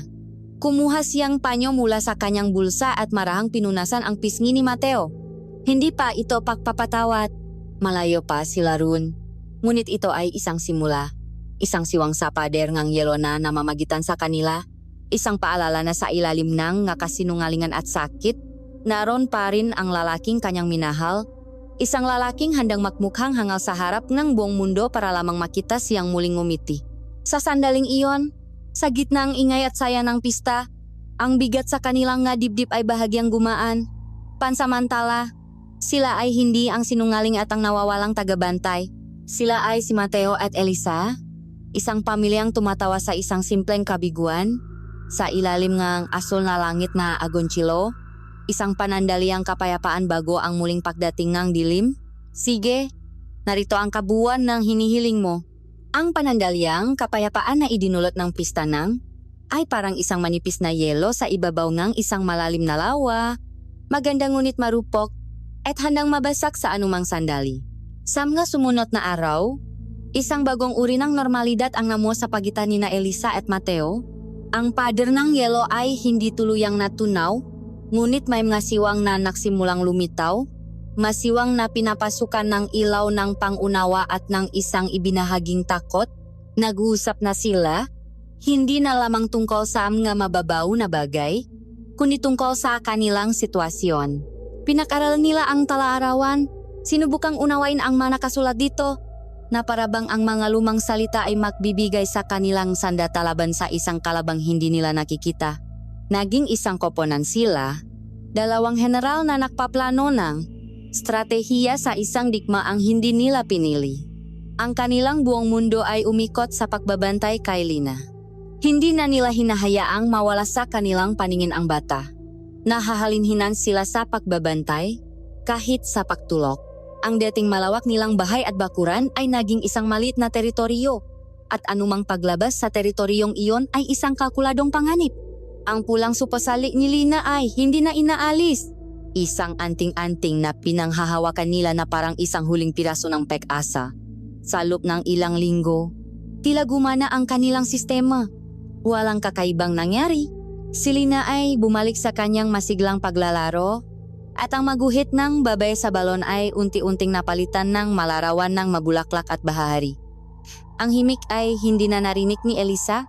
Nagsimula silang maniwala na marahil ang pinaksamang lakas ng kanilang pagbabantay at ng anting-anting ni Lola Sabel ay sapat na para itaboy ang kung anuman ang nasa balon. Isang hapon, habang ang araw ay dahan-dahang bumababa at nakpipinta ng kulay kahel sa kalangitan, isang huwat na kapayapaan ang bumalot sa kanilang tahanan. Si Mateo ay nasa kanyang opisina, abala sa mga papeles ng barangay. Si Elisa naman ay nasa kusina, naghahanda ng kanilang hapunan. Habang si Lina ay tahimik na naglalaro sa kanilang sala, nasa abot-tanaw lamang niya. Bigla, naramdaman ni Elisa ang isang biglaang pagbabago sa hangin. Ang mahinang simoy na pumapasok sa bintana ay biglang tumigil. Ang tunog ng gakuligli sa labas ay sabay-sabay na natigil. Isang katahimikang hindi natural. Isang katahimikang mabigat at punong pagbabanta ang biglang lumamon sa kanilang paligid. Kasabay nito, isang pamilyar na lamig ang gumapang sa kanyang batok. At pagkatapos, narinig niya ito, ang himik. Ngunit ngayon, hindi na ito isang mahinang bulong o isang malamyos na oyayi. Ito ay isang koro, malakas at malinaw, na tila hindi lamang pumapasok sa kanyang tainga kundi sa bawat himay-mayng kanyang pakataw. Ito ay isang utos, isang paktawak na hindi maaring suwayin. Lina, tawag ni Elisa. Ang kanyang boses ay bahagyang nanginginig. Walang sumagot. Sumilip siya sa sala. Wala na si Lina. Ang malaruan nito ay nakakalat sa sahig. Ngunit ang bata ay naglaho na parang bula. Lina! Sigaw niya. Ang kanyang boses ay puno ng purong takot. Mateo! Lumabas si Mateo mula sa opisina. Ang mukha ay puno ng paalala. Anong nangyayari? Si Lina! Wala siya! Sagot ni Elisa. Habang ang kanyang mata ay ligaw na nahanap sa bawat sulok ng bahay. Nagsimula ang kanilang nagmamadaling paghahanap. Tiningnan nila ang bawat silid, ang ilalim ng bawat kama, ang loop ng bawat aparador. Ngunit wala si Lina. Ang himik ay lalo pang lumalakas. At ngayon, naririnig na rin ito ni Mateo. Ito ay humihila sa kanila. Ginagabayan sila palabas ng bahay, patungo sa iisang direksyon na kapwa nila kinatatakutan. Walang salitang namutawi sa kanila. Isang tingin lamang ang kanilang ipinakpalit, isang tinging punongang, isang sindak. Tumakbo sila. Tumakbo sila na parang hinahabol ang kamatayan. Tinatahak ang landas patungo sa lumang balon. Ang kanilang nga puso ay dumadagundong na parang tambol ng digmaan. Habang papalapit sila, ang hangin ay lalong lumalamig. Ang pamilyar na landas ay tila nagiba. Ang mga puno ay tila mas madidilim at mas mapanganib. Pagdating nila sa bukana kung nasaan ang balon, napahinto sila, hindi makapaniwala sa kanilang nakikita. Ang lugar ay nababalot sa isang kakaibang liwanag. Ang tubig sa loob ng balon ay hindi na ordinaryong tubig. Ito ay kumikinang na may isang maputlang puting ilaw. At ito ay dahan-dahang umikot na parang isang maliit na ipo-ipo. At sa ibabaw nito, sa gitna mismong butas ang balon, naroon si Lina. Hindi siya nahuhulog. Hindi siya nakatayo. Siya ay nakalutang. Nakalutang siyang ilang pulgada sa ibabawng kumikinang na tubig. Ang kanyang katawan ay nakarelax. Ang kanyang nga braso at binti ay malayang nakabitin. Ang kanyang nga mata ay bukas na bukas, walang kurap, at nagliliwanag din ng parehong nakatakot na liwanag. Ang kanyang buhok ay nakataas sa paligid ng kanyang ulo, na parabang siya ay nasa ilalim ng tubig. Ang pulang anting-anting sa kanyang lig ay kumikislap ng mabilis, na parang isang naubusang baterya. Pilit na lumalaban ngunit halatang natatalo na. Dahan-dahan, pulgada sa bawat pulgada. Ang kanyang katawan ay ibinababa, palapit sa nag-alap na tubig. Lina, sumigaw si Mateo at sa isang kilos na punong-purong instingto tumakbo siya pasulong para abutin ang kanyang anak. Ngunit bago pa man siya makalapit, isang hindi nakikitang puwersa ang sumalubong sa kanya. Isang pader ng hangin na marahas na nakpatalsik sa kanya paatras. Bumaksak siya sa lupa, nahihirapang huminga. Muli siyang sumubok, gumapang at tumayo. Ngunit mas malakas na puwersa ang muling nakpabagsak sa kanya. Ang espiritu ay pinoprotektahan ang kanyang pag-ari. Walang kapangyarihan si Mateo dito. Mula sa kumikinang na tubig, isang anyo ang dahan-dahang nabuo. Isang babaeng gawa sa liwanag at tubig, ang babae sa mga sketch, ang babae sa mga bangungot. Ang mukha nito ay ang mukha ni Amihan. Ngunit ang mamata nito ay sinauna at walang emosyon. Itinaas nito ang kanyang nga kamay, na parabang inaabot ang paparating na si Lina. Si Elisa ay nakatayo lamang, paralisado sa takot. Ang kanyang isipan ay sumisigaw, ngunit ang kanyang katawan ay hindi makakilos. Ito na ang katapusan. Mapapanot niya lang ang pakuha sa kanyang anak. Ngunit nang makita niya ang kawalan ng paasa sa mukha ni Mateo at ang kanyang anak na ilang pulgada, na lang ang layo mula sa makamay na espiritu, isang bagay sa loop niya ang biglang pumutok. Isang bagay na mas matanda pa kay Elisa. Isang bagay na kasing tanda ng sumpang dumadaloy sa kanyang dugo. Hindi ito isang desisyon. Ito ay isang pagsabog. Ang primal na sigaw ng isang ina na poprotektahan ang kanyang anak. Isang nakakapasong init ang biglang dumaloy sa kanyang maugat. Ang himik na kanina'y isang pananakop ay biglang nag-iba ng tono. Naging isang ugong ng kapangyarihan na nararamdaman niya sa kaibuturan ng kanyang kaluluwa. Ang tawak ng dugo na dati isang sumpa ay ngayon ay naging isang sandata. Hindi. Ang kanyang sigaw ay hindi lamang isang salita.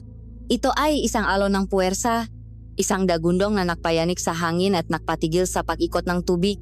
Tumakbo siya pasulong. Ang hindi nakikitang pader na nakpatalsik kay Mateo ay hindi man lang siya pinabagal. Ang koneksyon niya sa dugo, ang kanyang karapatan bilang tunay na tagabantay, ay nagbigay sa kanyang daan. Inabot niya ang kanyang anak. Ang kanyang madaliri ay humawa sa sakong ni Lina. Sa eksaktong sandali na ang madaliri ng bata ay dumampi sa ibabaw ng kumikinang na tubig. Isang nakakasilaw na liwanag ang sumabog. Isang digmaan ng kalooban ang nagsimula. Ang espiritu sa ibaba ay humihila. At si Elisa sa itaas ay humihila pabalik. Ang hangin sa paligid nila ay umuunggol na parang isang mabangis na hayop. Ang mapuno ay yumuyuko. Si Elisa ay nakaramdam ng isang lakas na hindi niya alam na taglay niya.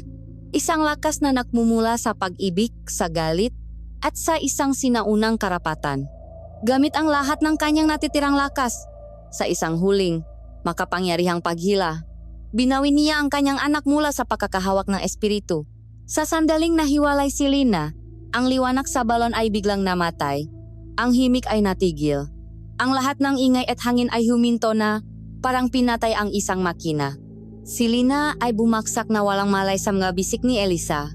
Ang pulang anting-anting salik ng bata ay naging itim at abo. Bago ito tuluyang nadurog at tinangay ngang hangin, ang kapangyarihan nito ay tuluyang naubos. Napaluhot si Elisa sa lupa. Yakap-yakap ang kanyang anak, humihingal na parang tinakbo niya ang 1,000 milya. Mabilis na lumapit si Mateo sa kanila, nanginginig. Tinitingnan kung humihinga pa si Lina. Buhay ito, ngunit ang balat ay napakalamig. Tumingin sila sa isa't isa, sa ibabaw natutulok na bata. Ang lahat ng kasinungalingan, lahat ng pagtatago, lahat ng plano ay walang silbi. Ang katotohanan ay malinaw na ngayon, na parang salamin. Hindi sila maaring tumakbo. Hindi sila maaring magtago. Ang halimaw ay hindi na lamang nananaginip. Ito ay gising na. At gutom na gutom. Sige, narito ang kabuuan ng hinihiling mo. Ang kanilang tahanan ay naging isang teritoryo ng takot. Ang bawat anino sa sulok ay tila gumagalaw. At bawat kaluskos ng sahig ay nagdudulot ng panibagong kaba. Si Lina ay nagising mula sa kanyang mahimbing na pakakatulog. Ngunit hindi na siya ang dating bata. Isang luma at pagod na kaluluwa ang tila nakatitik mula sa likod ng kanyang mainosenteng mata. Hindi na siya nagsasalita, hindi na siya naglalaro. Madalas siyang nakaupo na lamang, nakatingin sa kawalan.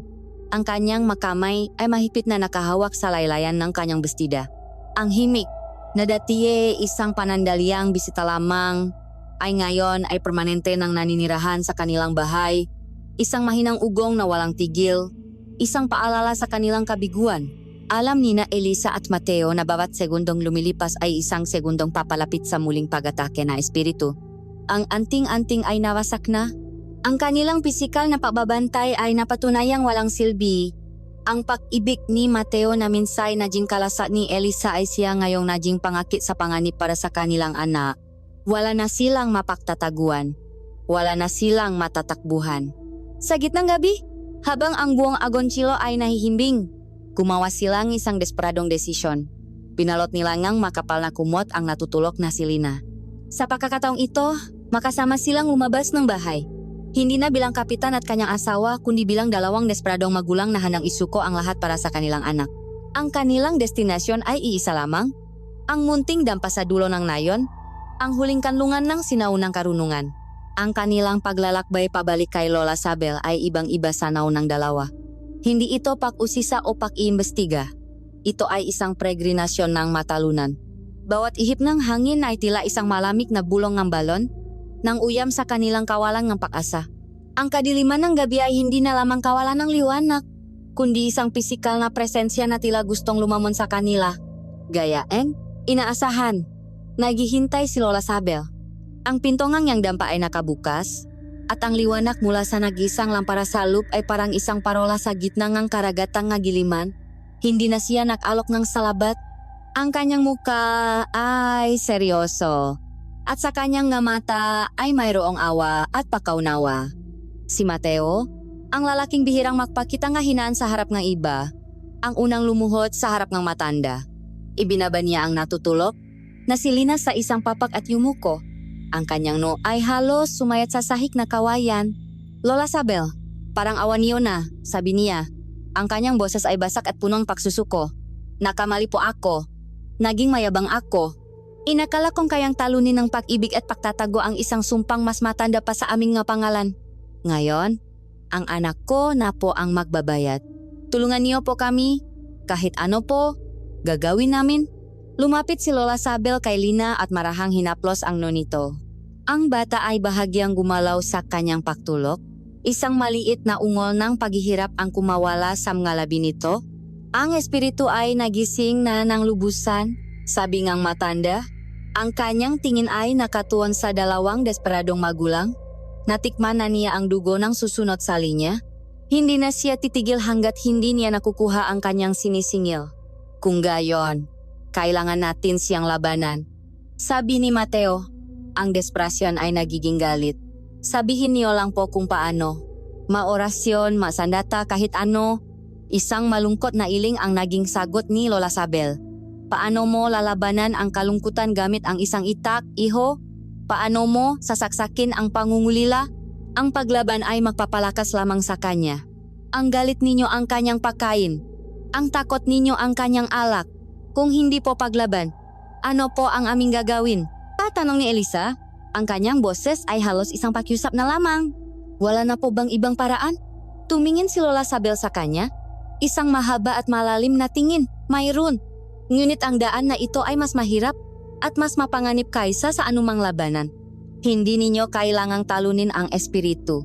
Ang kailangan ninyo ay pagalingin siya. Inanyayahan silangang matanda na umupo at sinimulan niyang ikuwento ang pinagmulan ng lahat. Ang kuwento ay hindi tungkol sa isang sumpa, kundi tungkol sa isang panata at isang pagtataksil.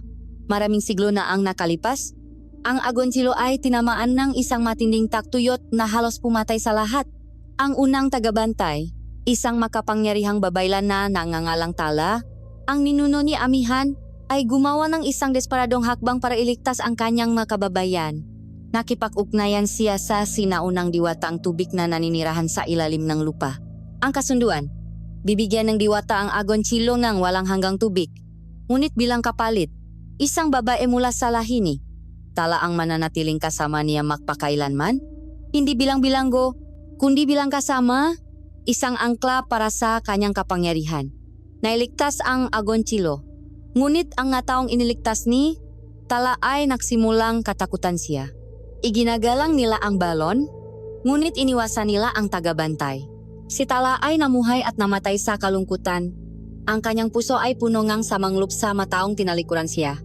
At ang sama ng loop na iyon, sabi ni Lola Sabel, ang siyang naging lason na dumungis sa malinis na panata. Ang bawat sumunod na tagabantay ay hindi na lamang naging kasamangang diwata, kundi tagapakmana rin ang kalungkutan ni Tala. Kaya't ang balon ay hindi na lamang humihingi ng kasama, humihingi na ito ng karamay sa kanyang walang hanggang pihati. Kung ganun po, sabi ni Elisa, ang kailangan ay putulin ang tanikalan ng kalungkutan.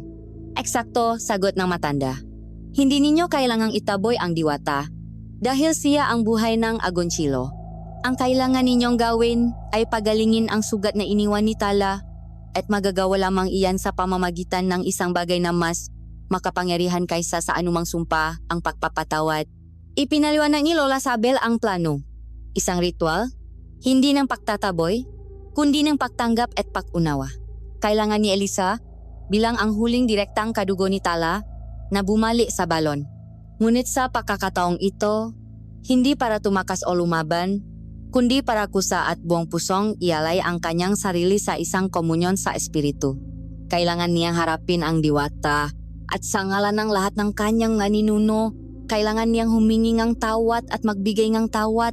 Patawad para sa mataganayon na nakulang sa pag-unawa. Patawad para sa panatang nagdulot ng pag-isa. At higit sa lahat, pagpapatawad para kay Tala, para maunawaan ang kanyang sakit at palayain siya sa kanyang pihati. Ito ay isang akto ng wagas at walang pagimbot na pag-ibig. Isang pag-ibig na kayang abutin ang nakaraan para pagalingin ang kasalukuyan. Ngunit ang panganib ay sukdulan. Sa sandaling buksan mo ang iyong isipan sa kanya, babala ni Lola Sabel, bubuksan mo rin ang iyong sarili sa kanyang kapangyarihan. Ipapakita niya sa iyo ang lahat ng iyong kinatatakutan. Gagamitin niya ang iyong maalaala laban sa iyo. Susubukan kaniyang lunurin sa kanyang sariling kalungkutan hanggang sa maging isa na lamang kayo at makalimutan mo na kung sino ka. Ito ay isang labanan ng kalooban. Isang digmaan sa loob ng kaluluwa. Hindi! Agad na tutol ni Mateo. Napatayo. Hindi ako papayag. Hindi ko isusugal ang buhay mo. Elisa, hahanap tayo ng ibang paraan. Lalaban ako. Kahit ikamatay ko pa. Ngunit si Elisa ay hindi man lang kumurap. Tumingin siya sa natutulak na si Lina, ang kanyang maliit at payapang mukha. Pagkatapos ay tumingin siya kay Mateo at sa wakas kay Lola Sabel. Sa kanyang nga mata, wala nang takot o pag-alinlangan. Ang naiwan na lamang ay ang determinasyon ng isang ina. Gagawin ko, sabi niya. Ang kanyang boses ay matatak. Kung ito ang tanging paraan para mailigtas ang aking anak, gagawin ko. Ito ang tungkulin ko. Hindi bilang si Amihan na tumatakbo, kundi bilang si Elisa, ang ina ni Lina. Ang kanyang krisis sa pagkatao ay nagwakas sa isang malinaw na layunin. Ang pagtanggap niya sa kanyang dugo ay hindi na isang sumpa, kundi isang responsibilidad. Isang katahimikan ang bumalot sa munting dampa. Alam nilang lahat na ang desisyon ay pinaw na. Tumango si Lola Sabel Isang malungkot ngunit magalang na pagkilala sa kanyang katapangan. Kung gayon, kailangan ninyong mahanda. Sabi ng matanda, gagawin ang ritual sa susunod na kabilugan ng buwan. Sa loob ng 3 araw mula ngayon, sa panahong iyon, ang kapangyarihan ng tubig ay nasa kanyang kasukdulan. Ito ang magiging pinakamalaki ninyong panganib at siya ring magiging pinakamalaki ninyong pagkakataon. Umalis sila sa dampa ni Lola Sabel, dala-dala ang natutulo na si Lina. Ang gabi ay madilim pa rin, ngunit hindi na ito punong kawalan ng pag-asa. Sa halip, ito ay puno ng bigat ng isang mapanganib na misyon. Wala na ang takot ng hindi nakikita. Ang naiwan ay ang pangamba sa isang labanang malinaw na kanilang haharapin. Mayroon na silang isang desperadong plano. Sige, narito ang kabuuan ng hinihiling mo. Ang 3 araw bago ang kabilugan ng buwan ay lumipas na parang isang panaginip na mabagal at mabigat. Ang bawat paglubok ng araw ay isang paalala na papalapit na ang gabing ang pahuhukom. Wala nang pag-usap tungkol sa nakaraan sa pagitan ni Elisa at Mateo. Ang makasinungalingan at sakit ay pansamantalang isinantabi, napalitan ng isang pinaksamang fokus na matalas at mapanganib. Nakahanda sila para sa isang digmaan, ngunit ang kanilang nga sandata ay hindi maitakosibat, kundi ang kanilang nga puso at kaluluwa. Sa gabi ng kabilugan ng buwan, ang liwanag nito ay tila isang malaking matangang Diyos na nakatitik sa agonchilo.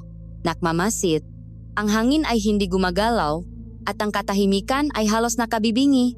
Sa loob ng kanilang bahay, nakbihis si Elisa ng isang simpleng puting bestida, isang kulay ng kalinisan at paksuko.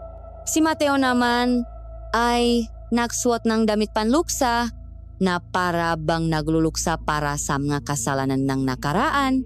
Sa kanyang makamay, dala niya ang isang lumang lampara na may lamang benditadong langis at isang bayong nga asin, mahuling habilin ni Lola Sabel bilang pananggalang sa anumang maaring mangyari. Gising si Lina, ngunit ang kanyang nga mata ay malayo ang tingin na parang ang isang bahaging kanyang kaluluwa ay nasa ibang lugar na. Mahigpit siyang nakahawak sa kamay ng kanyang ina. Makasama silang 3 na lumabas sa dilim. Isang pamilyang tinatahak ang landas patungo sa kanilang kapalaran o sa kanilang katapusan. Ang daan patungo sa balon ay tila mas mahaba at mas nakakatakot kaysa dati. Ang bawat anino na nililikang liwanag ng buwan ay tila may buhay. At bawat tunaw ng gubat ay parang isang babala. Pagdating nila sa harapan ng punong balete, naramdaman nila ang isang kapangyarihang hindi may paliwanag. Ang hangin ay napakalamig at ang lugar ay tila humihinga ng mabagal at malalim. Ang tubig sa balon ay hindi gumagalaw. Isang perpektong bilog ng itim na salamin na sumasalamin sa nagliliwanag na buwan. Sumunod si Elisa sa matagubilin ni Lola Sabel. Dahan-dahan siyang lumapit sa gilid ng balon, habang si Mateo ay nanatili sa likuran. Hawak-hawak si Lina. Bumubuong isang proteksyon sa kanilang likuran. Huminga ng malalim si Elisa. Ipinikit ang kanyang nga mata at nagsimulang bumikas ng masalitang itinuro sa kanya. Ang nga ito ay mga salita sa isang dialektong mas matanda pa sa nayon. Mga salitang nararamdaman niya sa kanyang dugo kahit hindi niya lubos na naunawaan. Ito ay isang pagtawag, isang pagpapakilala. Ako si Amihan, anak ng iyong anak, dugo ng iyong dugo. Naririto ako hindi para tumakas, kundi para humarap. Sa sandaling binikas niya ang huling salita, ang katahimikan ay nabasag. Ang tubig sa balon ay biglang nakalap, nagliwanag ng isang maputla at nakakakilabot na liwanag, katulad ng liwanag na nakita nila sa mamata ni Lina. Ang tubig ay nagsimulang umikot ng mabilis at isang makapal na ambon ang umangat mula rito, isang among na may amoy ng basang lupa, lumot at kalungkutan. Mula sa pusot ng umikot na tubig at ambon, isang anyo ang dahan-dahang umahon. Ito ang diwata, ang tagabantay. Si Tala, siya ay maganda sa isang paraang nakakatakot. Ang kanyang katawan ay tila gawa sa umagos na tubig at sinangbuan. Ang kanyang buhok ay mahaba at itim na lumulutang sa hangin na parang mahalamang dagat. Ang kanyang mukha ay ang mukha sa masketch, ang mukha sa magkapanaginip. Isang mukhang walang emosyon, ngunit ang kanyang mamata ay naglalaman ng kalungkutan ng 100 taon. Ang himik, ang oyayi, ay muling kumalat sa hangin, ngunit ngayon ito ay may kasamang masalita, isang malungkot na awit tungkol sa pag-isa at paglimot. Ang mamata ng espiritu ay hindi nakatingin kay Elisa. Ang maito ay nakatuon sa bata sa likuran niya. Sa isang iglap, Naramdaman ni Lina ang isang malakas na pagiliw. Bumitaw siya sa kamay ni Mateo at nagsimulang maglakad palapit sa balon. Ang kanyang mga mata ay muling nagliwanag, tulad ng isang mariposa na naakit sa apoy. Lina, sigaw ni Mateo. Ngunit nang subukan niyang hawakan ang anak, isang puwersa ang muling nagpatalsik sa kanya. Nakita niya ang pagkakataong ito bilang kanyang huling pagkakataon para sa katubusan. Tumayo siya sa pagitan ng espiritu at ng kanyang anak. Ibinuka ang kanyang mabraso na parabang niyayakap ang panganib. "Kunin mo ako," sigaw niya. Ang kanyang boses ay nanginginig ngunit puno ng determinasyon. "Huwag ang anak ko. Kasalanan ko ang lahat. Ako ang nagtago sa kanya mula sa iyo. Ako ang nagputo sa inyong linya. Kung may dapat magbayad, ako iyon. Parusahan mo ako." Ang espiritu ay tumingin sa kanya at sa unang pagkakataon, isang emosyon ang gumuhit sa mukha nito, galit. Itinaas nito ang isang kamay at ang tubig mula sa balon ay umangat na parang isang latigong gawa sa likido, handang humampas kay Mateo. "Tama na!" Ang sigaw ni Elisa ay nagpatigil sa lahat. Ang kanyang boses ay may bigat at autoridad, isang boses na ipinanganak mula sa dugo at karapatan. Humakbang siya sa harapan ni Mateo. Hinarangan ito mula sa espiritu. "Hindi siya ang kailangan mo," sabi niya. Ang kanyang nga mata ay nakikipagtitigan sa nga matang diwata, at hindi rin ang anak ko. Ako ang kaharap mo. Ako ang iyong kadugo." Sa halip na umatras, ipinikit ni Elisa ang kanyang nga mata at ginawa ang pinakamahirap at pinakadelikadong bagay. Binuksan niya ang kanyang isipan. Ibinaba niya ang lahat ng kanyang depensa at hinayaan ang espiritu na pumasok. Sa isang iglap, ang kanyang mundo ay nilamon ng isang karagatan ng damdamin. Naramdaman niya ang lahat. Ang paasa ni tala habang ginagawa niya ang panata. Ang sakit ngang pagtataksil ng siya ay katakutang mataong kanyang iniligtas. Ang bawat taon ng pag-iisa sa ilalim ng malamig na tubig. Ang bawat pagtawag sa kanyang maanak na babae at apo na hindi sinasagot ng pagmamahal, kundi ng takot. Naramdaman niya ang galit, ang pihati, ang pangungulila. Ito ay isang bagyo ng negatibong emosyon na kayang durugin ang sinumang mortal. Sinubukan siyang lunurin nito, angkinin ang kanyang isipan at gawin siyang bahagi ng walang hanggang kalungkutan. Ngunit sa gitna ng unos na iyon, hindi lumaban si Elisa. Sa halip, niyakap niya ito. Tinanggap niya ang sakit na iyon na parabang sarili niyang sakit. Sa gitna ng lahat ng pahit, hinanap niya ang pinakmulan, ang unang sugat, ang puso ni tala na puno ng pag-isa, at kinausap niya ito sa loob ng kanilang pinaksamang isipan. "Naintindihan kita?" sabi niya, hindi sa salita kundi sa damdamin. "Naramdaman ko ang iyong pag-isa. Naramdaman ko ang iyong sakit. Hindi ka na nag-isa." Pagkatapos, iminulat niya ang kanyang mamata at habang ang luha ay malayang dumadaloy sa kanyang mapisngi, nagsalita siya ng malakas. Ang kanyang boses ay malinaw at punong wagas na damdamin na umalingaw sa buong kagubatan. "Sa ngalan ng aking maninuno na natakot at sa ngalan ng mataganayon na hindi nakaunawa, humihingi ako ng tawad." Tumingin siya ng diretso sa naguguluhang anyo ng diwata. "At sa iyo, tala, ang una sa aking lahi, ang dakilang babaylan na nagsakripisyo ngang lahat, pinapatawad kita." Isang salita. Ngunit sa salitang iyon nakapalop ang lakas ng pag-ibig na mas matanda pa sa anumang sumpa. "Pinapatawad kita sa sakit na iyong ipinamana at pinapalaya na kita sa iyong panata. Malaya ka na." Ang epekto ngang yang masalita ay madalian at makapangyarihan. Ang galit sa muka ng espiritu ay biglang naglaho. Ang nakakatakot na anyo nito ay nagsimulang maging mas malinaw, mas payapa. Ang malamig na liwanag ay napalitan ng isang mainit at ginintuang sinak. Ang mukhang diwata, sa huling pagkakataon, ay ngumiti, isang ngiting punong pasasalamat at kapayapaan. Pagkatapos, dahan-dahan, na parang usok na tinatangay ng hangin, ang anyo nito ay nalusaw, bumabalik sa tubig, hindi sa isang marahas na pagsabok, kundi sa isang marahan at payapang paglisan. Ang liwanag sa balon ay namatay. Ang himig ay tuluyang tumigil. Ang mabigat at malamig na hangin ay napalitan ngang ordinaryong lamig ng gabi. Ang ritual ay tapos na. Ang sumpa ay nabali na. Nagising si Lina, kumukurap na parang mula sa isang mahabang tulog. Mama, napaluhot si Elisa, hinang-hinang ngunit puno ng isang kapayapaang hindi pa niya naramdaman kailanman. Niyakap niya ang kanyang anak, habang si Mateo ay lumapit at niyakap silang dalawa. Sa ilalim ng tahimik na liwanag ng buwan, sa tabi ng isang ordinaryong balon na ngayon, ang isang pamilyang winasak ng mga lihim ay muling nabuo, hindi dahil sa pagtakas sa katotohanan, kundi dahil sa matapang na paharap at pagpapatawad dito. Sige, narito ang kabuuan ng hinihiling mo. Nang ang huling himing ng diwata ay naglaho sa hangin, isang katahimikan ang bumalot sa kanila, ngunit hindi ito ang katahimikang mabigat at punong takot na kanilang kinasanayan. Ito ay isang katahimikang malinis, payapa, at punong pag-asa. Dahan-dahang sumisikat ang araw sa silangan. Ang nga unang sinak nito ay tumatagos sa mga dahon ng puno, nagpipinta ng magintong guhit sa sahig ng gubat.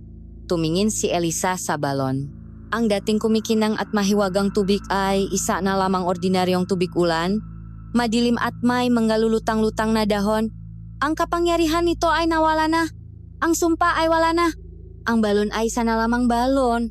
Ang bigat sa hangin na tila dinadala ng buong agonsilo sa loop ng maraming henerasyon ay biglang gumaan.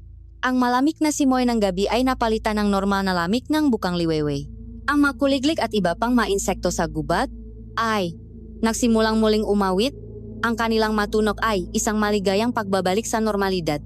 Si Lina, na kanina ay nasa ilalim ng isang hipnotikong kapangyarihan, ay kumurap at tumingin sa kanyang paligid na may pagtataka.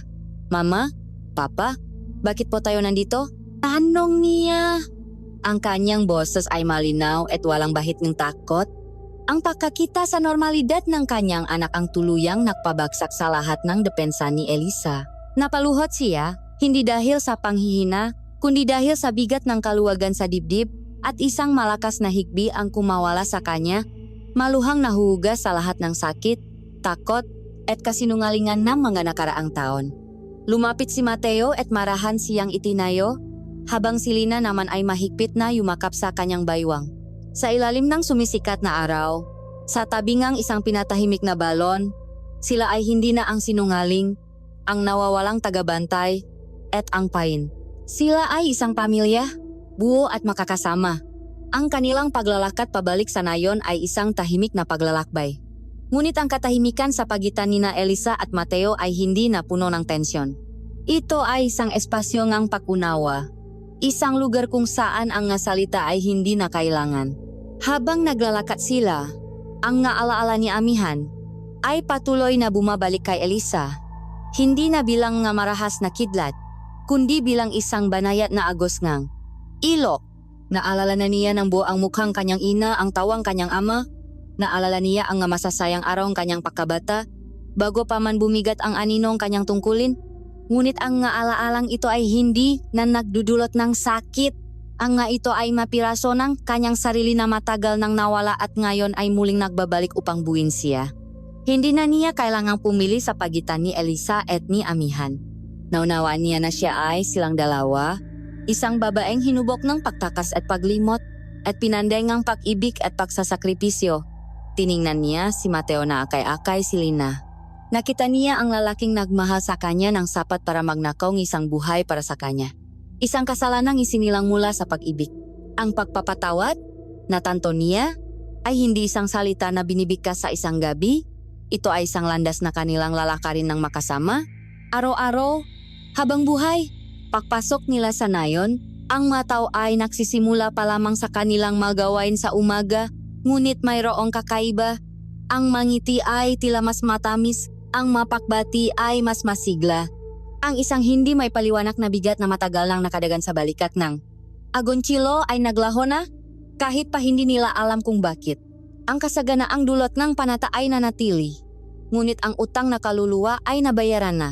Sa di kalayuan, nakita nila si Lola Sabel na nakuwawalis sa harap ng kanyang dampa.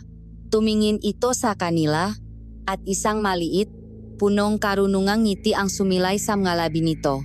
Isang marahang tango lamang ang kanyang ibinigay, isang tango ngang pakilala at pasasalamat bago ito muling nakpatuloy sa kanyang gawain. Walang salitang kinailangan, alam na niya, nakpasya silang manatili. Ang Agoncillo ay kanilang tahanan. Hindi lamang dahil ito ang lugar ng sumpa, kundi dahil ito rin ang lugar ng kanilang kaligtasan. Pinamunuan ni Mateo ang nayon hindi na bilang isang tagapagtago ng lihim, kundi bilang isang pinunong natuto ng kapagkumbabaan. At si Elisa, sa kanyang tahimik na paraan, ay naging puso ang komunidad. Isang babaeng ang mamata ay naglaman ng lalim ngang isang balon at ang init ng bukang liwewe. Lumipas ang ilang buwan. Ang buhay ay nagpatuloy, mas payapa at mas toto kaysa dati. Ang relasyon ni na Elisa at Mateo ay unti-unting naghihilom. Bawat araw ay isang bagong hakbang sa landas ng pagpapatawad. Si Lina ay isa ng masayang bata. Ang kanyang ngatawa ay muling pumupuno sa kanilang tahanan. At ang kanyang maguhit ay puno ng makulay ng bahagari at sikat ng araw. Ang balon ay naging isang ordinaryong bahagi na lamang ng tanawin. Isang paalalang isang digmaang kanilang pinagtagumpayan. Isang dapit hapon, habang si Elisa ay nakaupo sa beranda, pinagmamasdan ang paglubok ng araw na nagbibigay kulay sa kalangitan, lumabas si Lina mula sa loob ng bahay. May dala itong isang baso ng malamig na tubig. Inom po kayo, Mama, sabi ng bata. Iniabot ang baso sa kanya. Para po hindi kayo mauhaw. Isang simpleng kilos ng pakmamahal mula sa isang batang walang bahit ng nakaraan.